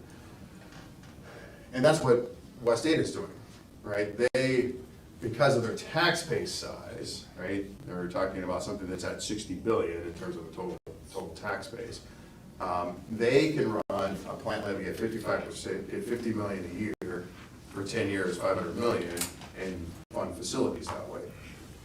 Now there's, the plant levy itself doesn't give you authorization to borrow, right? But we'll talk about how you can borrow against this cash flow and create some additional proceeds. It doesn't work for everything, but we'll talk about some of those options. And that's going to be part of West Ada strategy as well. So they talk about one of their investments is going to be $100 million in a CTE center, right, that they're going to build. And that's largely going to come through some borrowing against some of the $50 million cash flow that they're going to have to bring some of those proceeds forward. One of the downsides to the plan is it only goes out for 10 years, right? So you're taking some of those capital needs and you're scrunching them down into a 10-year time frame as opposed to over 20 or 30 years, which is allowed under the bond. Again, the plan only provides cash flow for 10 years, doesn't give you authorization to enter into long-term debt, which the bond provides. But we can do an option that allows you to do what's called an annual appropriation lease under these, which is, and I've got some examples of not only West Ada is headed down this strategy, other cities, counties, as well as College of Western Idaho has used this tool to fund facilities, and it's become more popular since the GPAD decision in 2015 was passed.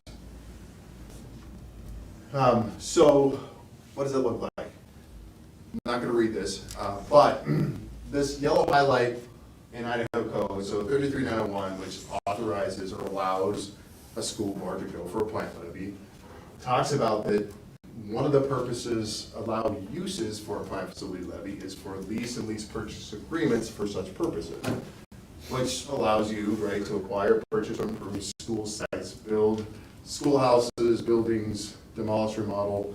So essentially all the things you can do with a bond, right? You can leverage this plant and do this kind of this lease annual appropriation financing under this. And here it just talks about, again, the code behind the different approval ratings on this.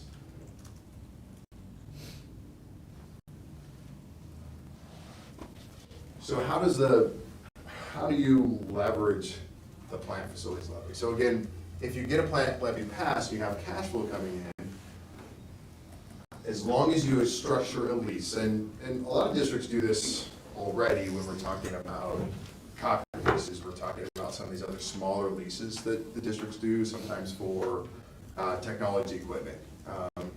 That if the project's new construction, so this doesn't work for renovations, right? If we're putting HVAC in or something else, this tool doesn't work for that. You just have to use plant levy cash flows. If you structure the financing so that it is truly, doesn't go beyond 1 year, that you annually appropriate for the lease payments that would be made from the plant levy, then you can go out and you can borrow against those funds. So structurally, the way it works is, let's say you have $2 million annually in a plant, right? And you want to build a new building. Let's say that building is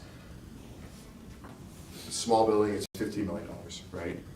And you have an annual payment from that will be less than, with interest costs, $2 million. So you can go out to the marketplace just like you do with a bond. You sell what's called a certificate of participation, so essentially a right to participate in those lease payments. And then the documents are essentially structured so that the district can then enter into an annual appropriation lease with a bank, a trust bank that quote unquote builds the facility for you and then leases it back, right, on land that you own. And the reason why it's not considered long-term debt is because under the structure of those documents, the district has to affirm and appropriate every single year for those funds. So you have the ability to walk away at any time from this lease, just like you would have any other lease, right? So if, say, year 5, you don't appropriate for the lease, then you walk away. Now, if you walk away from the building, right? So you lose access to the building. And that's important to understand, that you never lose the facility or the land, but you do lose access to the facility while the financing lease is still on top of it. Meaning that if there were still $7 million owed, right, against the lease, the financing lease that hadn't been repaid, and the district decided to say, hey, we don't want this building anymore, we don't want to pay these lease payments anymore, then you're turning it back to the bank. The bank essentially has somebody come back in and lease it to somebody else, whoever that gets leased to. Once those payments have been satisfied with the financing lease, then that property reverts back to the district on it. So it's a legal structure that has to be set up in a way where there cannot be a financial risk to the district, right? That you don't lose an asset because of it. Otherwise, there's economic compulsion. If there's economic compulsion as part of this lease, then it doesn't work under the legal structure for Idaho, because then you really couldn't walk away, right, from the facility if you lose the facility and the land that you own underneath of it. And so it's a structure worth talking about. We'd spend a little bit more time, obviously, on the legal structure, but conceptually, that's how it works. Is that you have a lease that's put in place that's annually appropriated for each year, and you can finance against those cash flows and bring those proceeds forward and build a facility today for something. And this is just kind of that Boise Auditorium District Fraser bill that 2015 that passed for the auditorium that's downtown. That's how it got built. And it was a case that was taken to the Supreme Court, this structure that said, yes, if structured correctly, legal under Idaho will be able to do these annual appropriation leases. And the other thing I'll point out about this is, well, as this structure's been around in Idaho for a long time, it's just that this case in 2015 has made it easier to do these. So prior to this 2015 case, if you wanted to do this type of structure, you had to go before a judge and either get it deemed ordinary necessary or get a judge to essentially opine on the legal structure that it truly is an annual appropriation lease. So Blaine County School District actually has done this. That's how they built one of their schools and did renovations with a plant levy. I want to say 2007-8 timeframe. They built facilities and still considering building facilities this way, with a plant levy. Here are some examples of how this structure has been utilized by other government entities in Idaho. So Kimberly School District did this to acquire land. and they used a combination of plant levy and general funds. I talked about College of Western Idaho. They did one in 2018, which allowed them to acquire buildings they were actually already leasing but didn't own, and so this allowed them to essentially lease to own the facilities that they were in. And then just last year, they built they're financing the health and science facilities and horticulture improvements under this structure. Talked about Blaine County. State of Idaho does this. A lot of financing that the state does through the building authority are all done through this annual corporation lease type structure. So it's done at the state level. Fremont County built a jail facility this way. Ada County, that's how they got the financing for their corner facility. City of Twin Falls did a fire station this way and financed it. And then City of Chubbuck did a city hall. And then up here, there's actually 2 districts going in May that are considering this, West Ada and Idaho Falls. So Idaho Falls was the other one, right, that had a $250 million bond on the ballot that did not pass. And they're shifting facilities. Now, Idaho Falls strategy is a little different. Because of the tax impact, they're not going for $250 million. Right? They've scaled that back significantly, and my understanding is that it's likely going to be just an elementary school, just the immediate need that they're going to finance this way, but they are going back out to voters with a plant levy on that.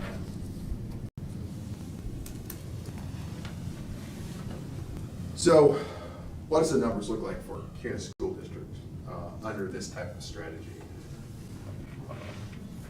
So 55% no increase means that if you just looked at how much you're levying today at that 8.25 million, recognizing that going into this next year that only 4.8 of that approximately is needed for actual bond payments. And this is before House Bill 292, so we'll talk about some potential impacts of that. But that would leave you with about 3.4 million that you could leverage in cash flow for 10 years, right? If you borrowed against that, recognizing that there's some interest costs, right, when we borrow funds, you could get approximately 29 million from those cash flows with no tax impact to taxpayers. And that would be at a 55% approval. If you maximized what you can do under a 55% approval, so that's up to $2 per 1,000 in a tax rate, again, combined bond and plant. The total you could get from that $2 on your current tax base is about 10.6 million. You need about 4.8 currently to pay your bond payments. It would leave you with about 5.7. That would get you just under 50 million in proceeds and projects at current rates. Now that comes with a tax impact though, right? If you go to that, you're currently paying about 150, or taxpayers are currently paying about $155 per 100,000, right, on the current bond plan at 8.25. Here, that would go up about $44 under that plan, if you were to go all the way up to the $2 per 1,000. And then this one is just to say, well, you say, well, you could take it to a different extreme. You could say, what if we went to 60%, right? So you get into a different category in terms of what you can do with taxes, right? That pushes you into the ability to do between $2 and $3 per 1,000, but higher voter threshold, right? Have to get to 60%. Under $5.3 billion tax levy, you could get almost $16 million a year under that. And that's at the $3 top end on this. Net after your bond, that's about $11 million per year. It gets you just under 100 million, right? About 95, 4 million in proceeds. But, right, it comes at a much steeper tax impact at about $126 per 1,000 increase over what you're paying today. So again, this is just to kind of help you guys understand that I know there's a lot of stories being run on this. There are some districts that have done this strategy in the past. There are a couple that are doing it now, and beginning with May, with this strategy at the 55% approval rating. And it's districts that frankly don't benefit much from the school bond programs, right, that are in place, because that's something you give up. So this same strategy doesn't work as well for CUNA School District, or sorry, for Nampa School District, right? Because Nampa School District gets almost 30 to 35% of their bonds paid from lead equalization. So why would you give that up, right? We're looking at CUNA School District, you don't get that same level, right? You're gonna get the minimum at best right now from that. So you're giving up something, but it's not much. West Ada School District's in the same category as CUNA School District. They don't get very much from lead equalization. They already have a high bond rating. And so these programs, while they do provide some benefit, they're not giving up a lot to shift to this strategy to get something on. And with West Ada School District, because some of the renovations that they want to do are just renovations, they're not going to borrow, they're going to pay cash. So this strategy they have is really kind of a mix of cash and borrowing that's going to allow them to reduce the overall interest cost that patrons are paying. So realistically, if we were to run the 55% at no increase and only get $29 million burn power, that isn't enough to build this elementary school. That's my question. It'd be tight, And, or it'd be really small. and we Scale just back. gave the voters the opportunity to give us what the elementary school finished Swan Falls, do more on Swan Falls, all of those things at a 0% increase. And it didn't go. So I'm just saying, so my message to the voters is, look at what a great deal you were going to get with the bond with a 0% increase compared to what we could do this way. Yeah.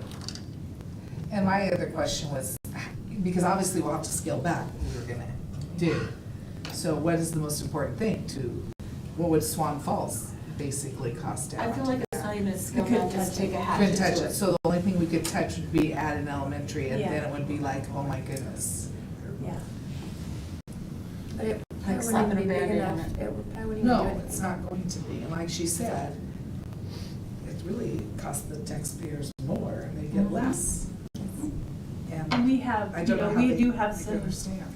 major deferred maintenance projects that you couldn't touch either. Yeah, because you can't use this to do that. Well, we can't either do do it. that or we would Yeah. build something. So like you Yeah. could we possibly, add on to Fremont and not, because that was another thing we were gonna look at. I mean, it doesn't seem like we're getting very much for our bang, I guess, for the money. Yeah, I mean, so the challenge with this strategy is that you're condensing the funds, right? So you're not capturing this out here, right? Because you can only go out 10 years, right? So now, obviously, the different strategy in another 10 years could be much bigger, right? But that's what the bond allows you to leverage, right? Is that the bond says, well, I can capture all this cash flow over 20 years and bring it forward, whereas the plant levy says, well, I can only capture up to 10 years of that, right? And we still have bonds that are in here And that Michael, are taking remind some me, of this up. If I'm correct, once we do this plant facility, we're maxed out unless we really raise taxes to bond again in these next 10 years. We wouldn't have that option. Yeah, I think I think where this strategy makes some sense is, well, when is the next bond, right? What is the next step, right? This is just saying, like some school districts have said, well, maybe we pass a plant levy, we collect some funds, we get some immediate projects done, and we're, 2 or 3 years out. That doesn't mean you can come back and, refinance CLPs, call them in, the bond, but it's a strategy that says, look, rather than a cliff, right, and tax rates, we're gonna address some immediate needs until a longer term plan can be addressed with the feedback in the community. So it just depends, right? And you don't have to leverage the plant, right? It can just be cash flow. And if you have a plant in place and you don't borrow against it, right? And you're just getting some maintenance projects done for now, you're not required to certify that full amount in the future if you shift back to a bond strategy, right? You know, I'm gonna back with kids, but if we're trying to help education, or we're trying to get kids educated, this helping maintenance things is not where it's at. Doesn't give us more space. It doesn't give us more space, and that's what we really need. Absolutely agree. And so I'm like, ugh. But that 55% is nice. Well, and I think, and again, it's, you know, that's why the strategy works well for West Ada, and it's a little more difficult on a smaller tax base. Now, you know, if you add $1 billion, right, from Facebook, and some other things happen, right, you know, this. Not sure when this is gonna have that go. Well, the district gets it no matter what. Yeah. Right, so irregardless of if that is shifted and it stays within the URA, school districts are protected from URAs no matter what. So you will get the value irregardless of if it's in a URA or outside of a URA or if you count towards a URA. So at completion, right, that is valuation that the district will. So, this is, It's not, no, they're building. right, but what does the House bill that's supposed to be coming, what does that do? So House Bill 292 is, the intent, as you probably know, is to, for tax relief, right? So I think the best way to think about it right now is it's essentially like getting tax replacement dollars, right? It doesn't create more revenue for the district, it just replaces existing revenue, right? It says, so these are early estimates, these are not final numbers, but this came from the Idaho School Boards Association and kind of trying to work through how these funds over the next few years are going to be allocated back to ADA is the base that they're using for this, right? To allocate the funds. The expectation for this year is $2.3 million to go towards your levies. The first one being bonds that are already on the books, right? And so the intent is not to levy 4.8, right? The intent is to levy 2.5, and then you'll get 2.3 from the state. Now, if there's a new bond, right? Again, if you're talking tax strategies, you know, it's saying, well, now we're going to be lower. We're not sure how this kind of filters through with new bonds, how these funds are going to apply, because the intent was to kind of reduce existing levies on this. And so they have, essentially, they've identified these funds up here, which is the school district and facilities funds, and the general fund, which is the surplus eliminator. They have a tax rebate fund and a tax relief fund, right, that they've set up as a result of this bill. School districts sort of fund first, right, to pay down school bonds. Second is to pay school levies, but you won't have any other levies, at least not currently, right, on the books. So then the remaining funds can be used for new bonds. So the way we take that is, well, if we pay down our bonds, we don't have that anymore, right? We can just put this in the bank. So that is where you could get funds, but it doesn't support the general fund, right? But it does provide funds for new bonds to go towards new bond payments eventually if, like I said, you've got your other bonds paid off. But we'd have to have the bonds completely paid off. Right. Yeah. So, but where this does benefit you, right, is it reduces that payment. Right, so you're really just covering $2.5 million from your taxpayers going forward into the next year. And then that fluctuates depending on how much money has been allocated for that. Not an ideal solution. Yeah, it doesn't seem to help our situation really much. It might make it more difficult. I think it creates more confusion around bonds and levies in general. I think that's been kind of the challenge with some of the stuff that has come out of the legislature over the last couple of years in terms of, hey, look, you guys are getting all this money. Problem is like, how is that being applied? And it's right. That's the problem. It's not funding new schools, right? It's just paying out. It's intended to be property tax relief, not necessarily intended to help pass new bonds that are coming up. Which is fine, except our levy rate has already gone this last 3 or 4 years from 5 down to quick Yeah. on the outside, so. And people aren't seeing that because their assessment on their house is going up so much, and so it's kind of stayed somewhat the same, that they're not. And so that's not, that message is not getting through. Well, I suspect that going into this next year cycle, that you will see relief in taxes for taxpayers, even from CUNY school districts. So, one, we've reached maximums under the 21-month levy anyways, so when we start talking about dollar amounts, even if valuations go up, taxes are going to come down, especially if new people are coming into the region, so that's going to be part of it. This bill expands beyond this too, provides other tax relief, right? So there's other tax rebates and other things that can come back to taxpayers that are coming from other sources of funds in this bill. So again, the intent is tax relief, and I do think it's going to accomplish that, but Trustee Johnson, to your point, it has nothing on taxes right now. I mean, I don't think the 44% who voted against it are gonna change their mind because of this. Again, I don't think it's gonna No, be I don't. I mean, obviously that 44% are already anti-tax, right? I mean, if you kind of think about why I vote against something, right? It's either I don't want the tax, I don't believe in the project, right? I mean, you can kind of go through the list of things. And so, yeah, this just says, hey, this is great, my taxes are even gonna be lower.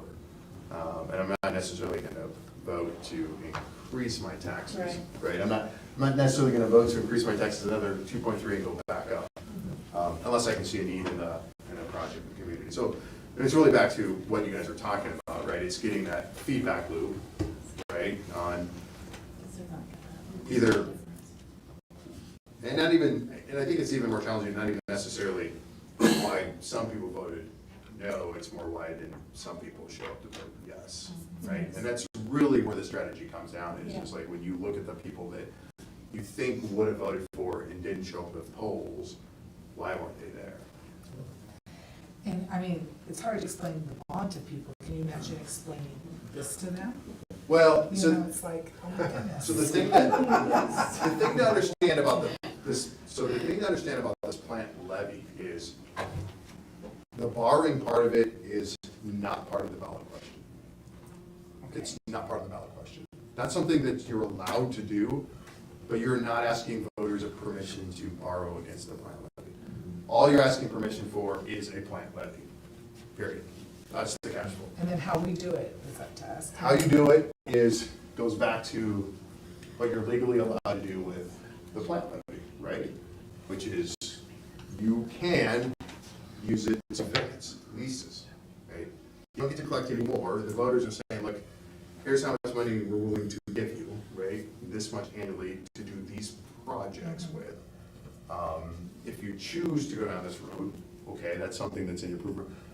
You can do this without a plant levy, right? It has to come from your general fund, right? But this tool, in terms of annual appropriation lease, is available to the district right now. It's just you don't have the funds, right? Like there's no, funds available. And that's why cities and counties have utilized it, right? They fund it a little differently, right, in terms of revenues, but they fee income and other stuff that they have, they can create revenue in their budgets to allocate towards a lease, right, and pay for a facility that way. So it's an important distinction to make, that if you're going for a plant levy, you're going for a capital levy, right, to collect $2.5 million or $3 million a year, whatever the ballot question says, and the voters are giving you permission to collect those funds from them. And then this lease financing decision is made separately from that. Okay. Thanks. Yeah.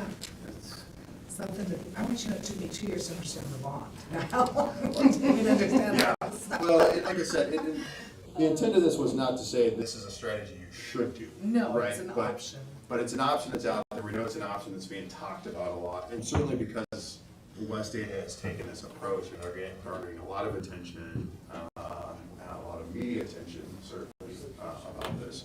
And we're getting more and more questions about, well, could we do this? And as you can see, it doesn't work for everyone. There are pros and cons and trade-offs, and And frankly, that's where Idaho Falls is at, right? They're in the same boat. It doesn't get them everything they want. But they've got one immediate need that they need to take care of. And they're like, look, we're gonna go do this now, get this passed, and then we're gonna take a little bit more time to figure out what the rest of that strategy is gonna look like. I just want to say thank you for staying so long. Yeah. I really appreciate it. I saw Surprised you the back math there. people didn't stick around. I had all kinds of math. Yeah, and I saw you come back during her Myers talk also. I was like, oh, let me check that out. Numbers. Yeah, thank you. Well, I appreciate the time. Thank you. Thank you. My pleasure. We'll be in touch. Pretty cool. So, do we have a motion to allow for Superintendent Johnson to go to bid for this survey? Just solicit proposals. Okay, we have a bid, or a motion for that. I'll make a motion that Thank you. Superintendent Johnson solicit proposals on doing some polling in regards to belt bonding. Okay, do you have a second? We're not going committing bid. to Yeah. paying money, we're just getting the proposal. And you're Figure out what it's gonna cost and what it's gonna do. Right. We have a second? Yeah, I mean, I have pretty grave concerns that it's gonna be worth our money to do that, but I think we probably owe it to at least find out what we're talking about. I mean, we're talking about $5,000, we're talking about $3,000, you know, what are we doing? So with that, I'll second that. All in favor, Kirsty? Aye. Russ? Aye. Aye. Good. Aye. And motion carries, thank you. Thank you. Okay, so, Director ready? Yes. I will have the most shastical presentation for you tonight. So in your board packet, you'll see up here, last month we talked about beginning the process to go and look for someone to replace our printing contract. We did that work, we got scores back, and what you'll see on the slide in front of you here, and I think you have it in your packet, is we had 4 people respond to that bid. 3 vendors. 1 vendor submitted 2 proposals, one with HP equipment, one with Brother equipment. What's that? It's not in that packet. It's not on the It was not linked into the packet. Okay, I apologize. That is probably on me. So, but everything you need to see is basically right here. What the way it works is they score the vendors based on, in the blue is the terms and conditions of the contract. The purple is, thank you, Troy, is the configuration that they do to help it connect to our system and all those kinds of things. And then the green is price. And every rubric we get, there is this allowable, like, we can kind of determine based on a relationship with the vendor, previous service, whatever we decide to put into that extra category. So what you see here is our current printer vendor, I'm sorry, copier vendor. It's past Kim's bedtime, so anyway. So. I get involved. So Pacific POA is new to the valley. They're a pretty aggressive company. They want to get involved in districts and supporting schools. So their first submission is with the Brother contract. Their second is with the HP. And then the Fishers is our previous copying vendor. And Valley Office is our current printer vendor. So POA won as far as all of the other criteria is decided based on price by a lot.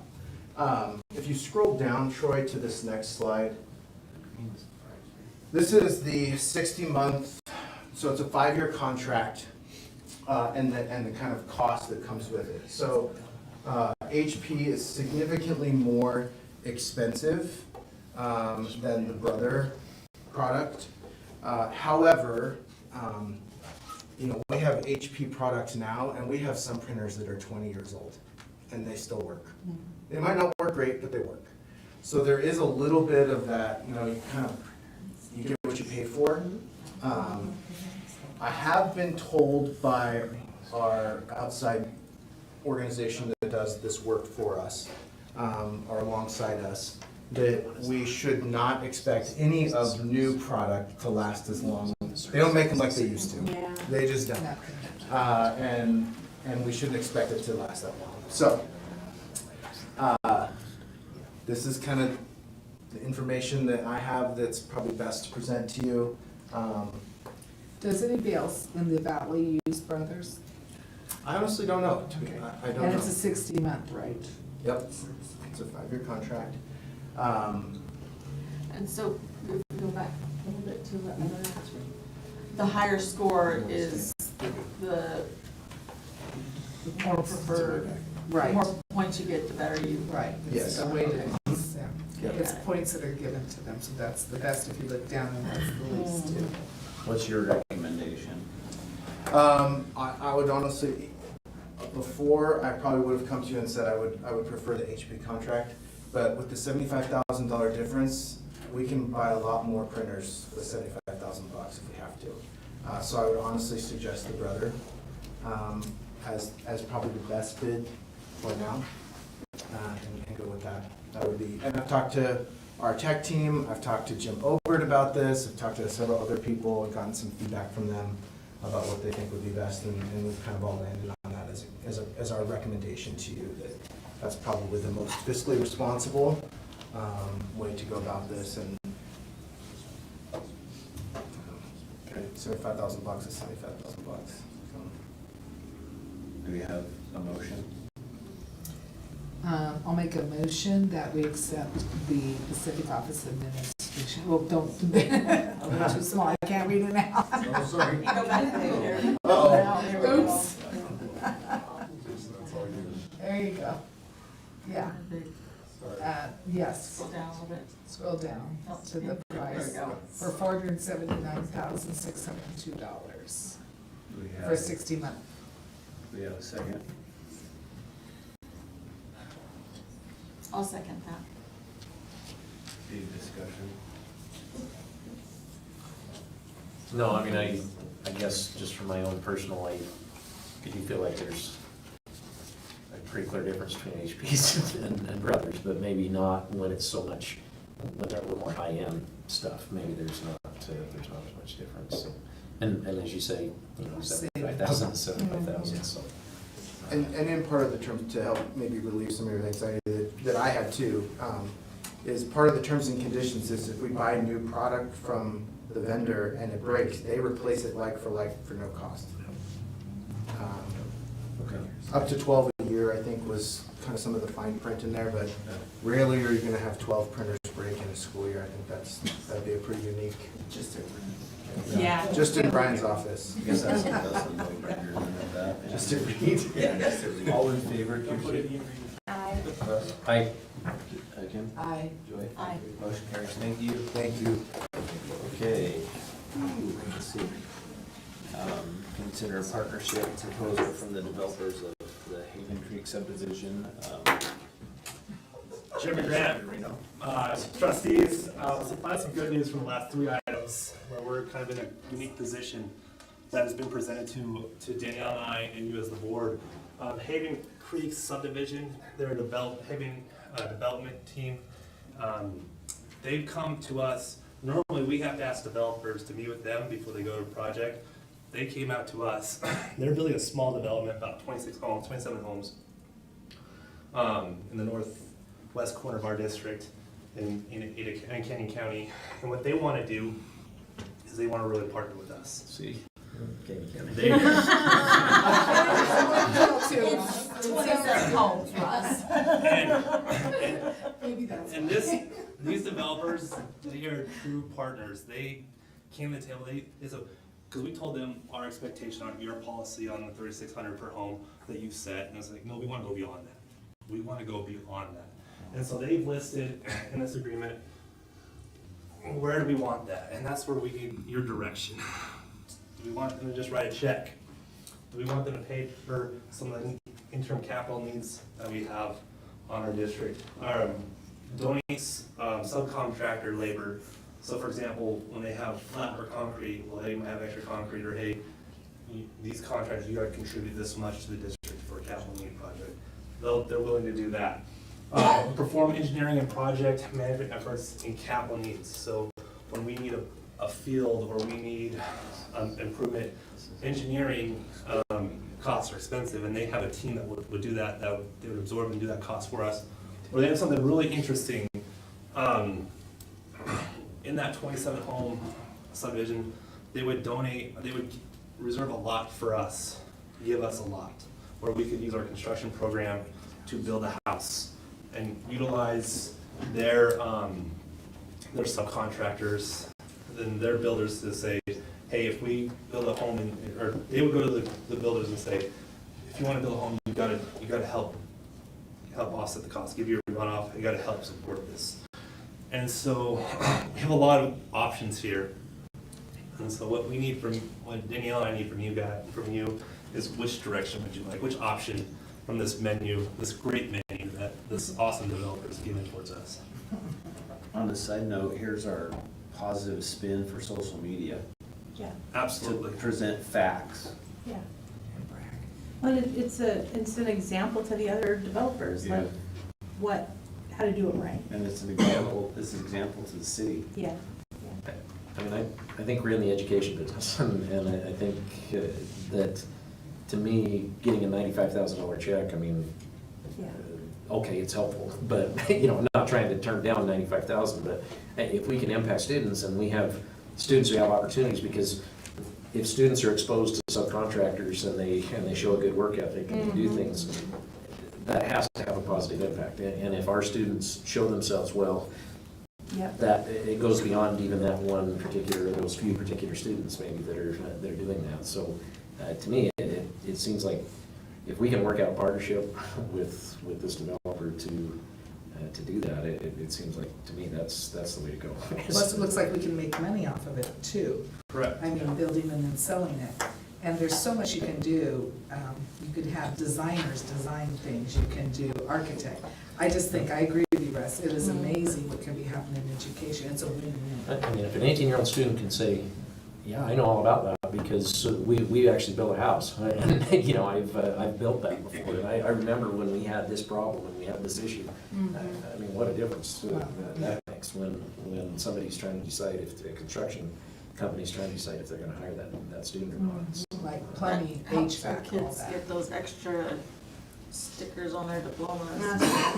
What's the name of these? I mean, I know the name of these personal names. Just scroll down the bottom. It's Haven LLC. They'll have, like, developers, they'll have their company names. Their names are Tanner and Justin. They're the two developers. With Haven LLC, I can look up, it's at the bottom, but it's Haven LLC is the company. They're not local. It's one of the coolest things I've seen. Yeah, I know. It's pretty They did cool. a project in Idaho Falls where they built a park that extended. They worked with the city to make the park connect with their development, and so they're very collaborative with municipalities and really want to grow the community and invest in the communities that they've developed in. I love the partnership idea. I just think it's awesome. And if there's any way, I agree with JD, that we can say, thank you, this is great, can we see more of this?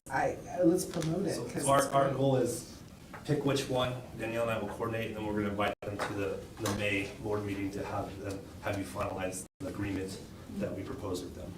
And then we can put that all over social. Yeah. That'd be great. So we need to pick between A, B, and C, is that what? A, B, C, D. A, B, C, and D.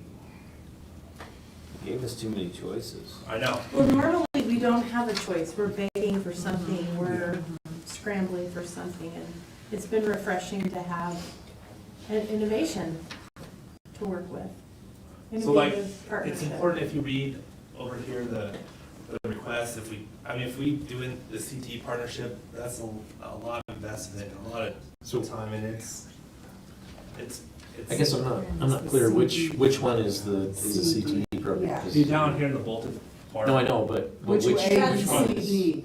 there? Is that D or is that? That's just, It's if we'd like to aim for something, if we want something, so if we want more than what, the 95K, then we enter into this. So it's really not A, B, C, or D? No. right? It's the CTE program. It's either CTE program or pick a Or pick one of letter. those. Yeah, yeah. I pick E. Are you making a motion? I will. I make a motion that we approve with Haven Creek to enter as a partnership with a CTE program of building a house with them on the lot. And what does that partnership look like? Do we have a second? Well, that's this. That's all it is. Yeah.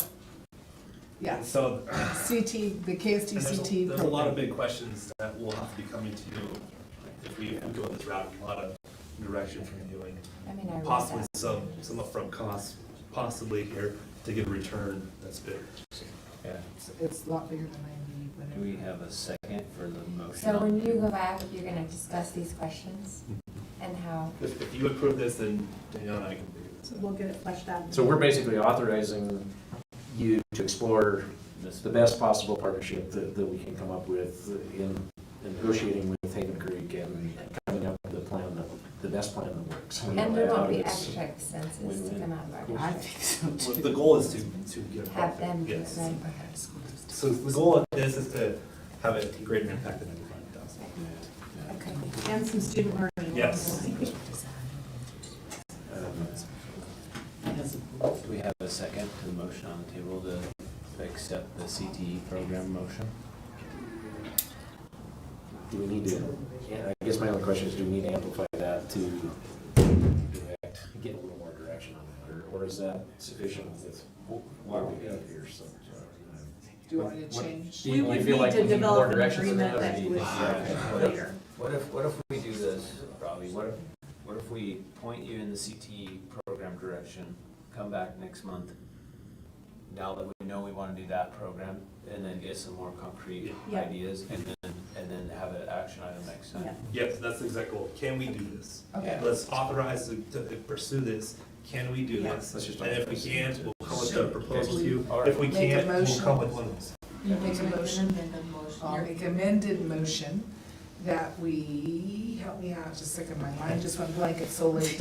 That we accept the KSD CTE program and taking a look at that and then bringing it back for us to. Getting go more further. information for Yes. us to decide. Did I Okay, say that way? sounds great. Okay. The intention is that. Do we have a second? I second that. All in favor, Joy? Aye. Aye. Russ? Aye. Kirsten? Okay, thank you. Thank you, guys. All right, yep, thanks, that's cool, that's pretty good. Okay, so good of the order, the SDE post legislative roadshow at NNU on April 13th. Kent High School is hosting the U.S. Army STEM Fair for the Treasure Valley on April 14th, the Abbott Showcase at Ross Elementary, April 27th. You can see the times there. Educator of the Year celebration, May 13th. And the K-PAC and initial point graduation, May 24th at 6. And the K-PAC and then graduation, May 25th at the Fort Idaho Center. Do we have a motion to adjourn? I make a motion we adjourn. Do we have a second? I second. All in favor, Joy? Aye. Russ? Aye. Kirsty? Aye. Okay, thank you. Has this been like the longest one?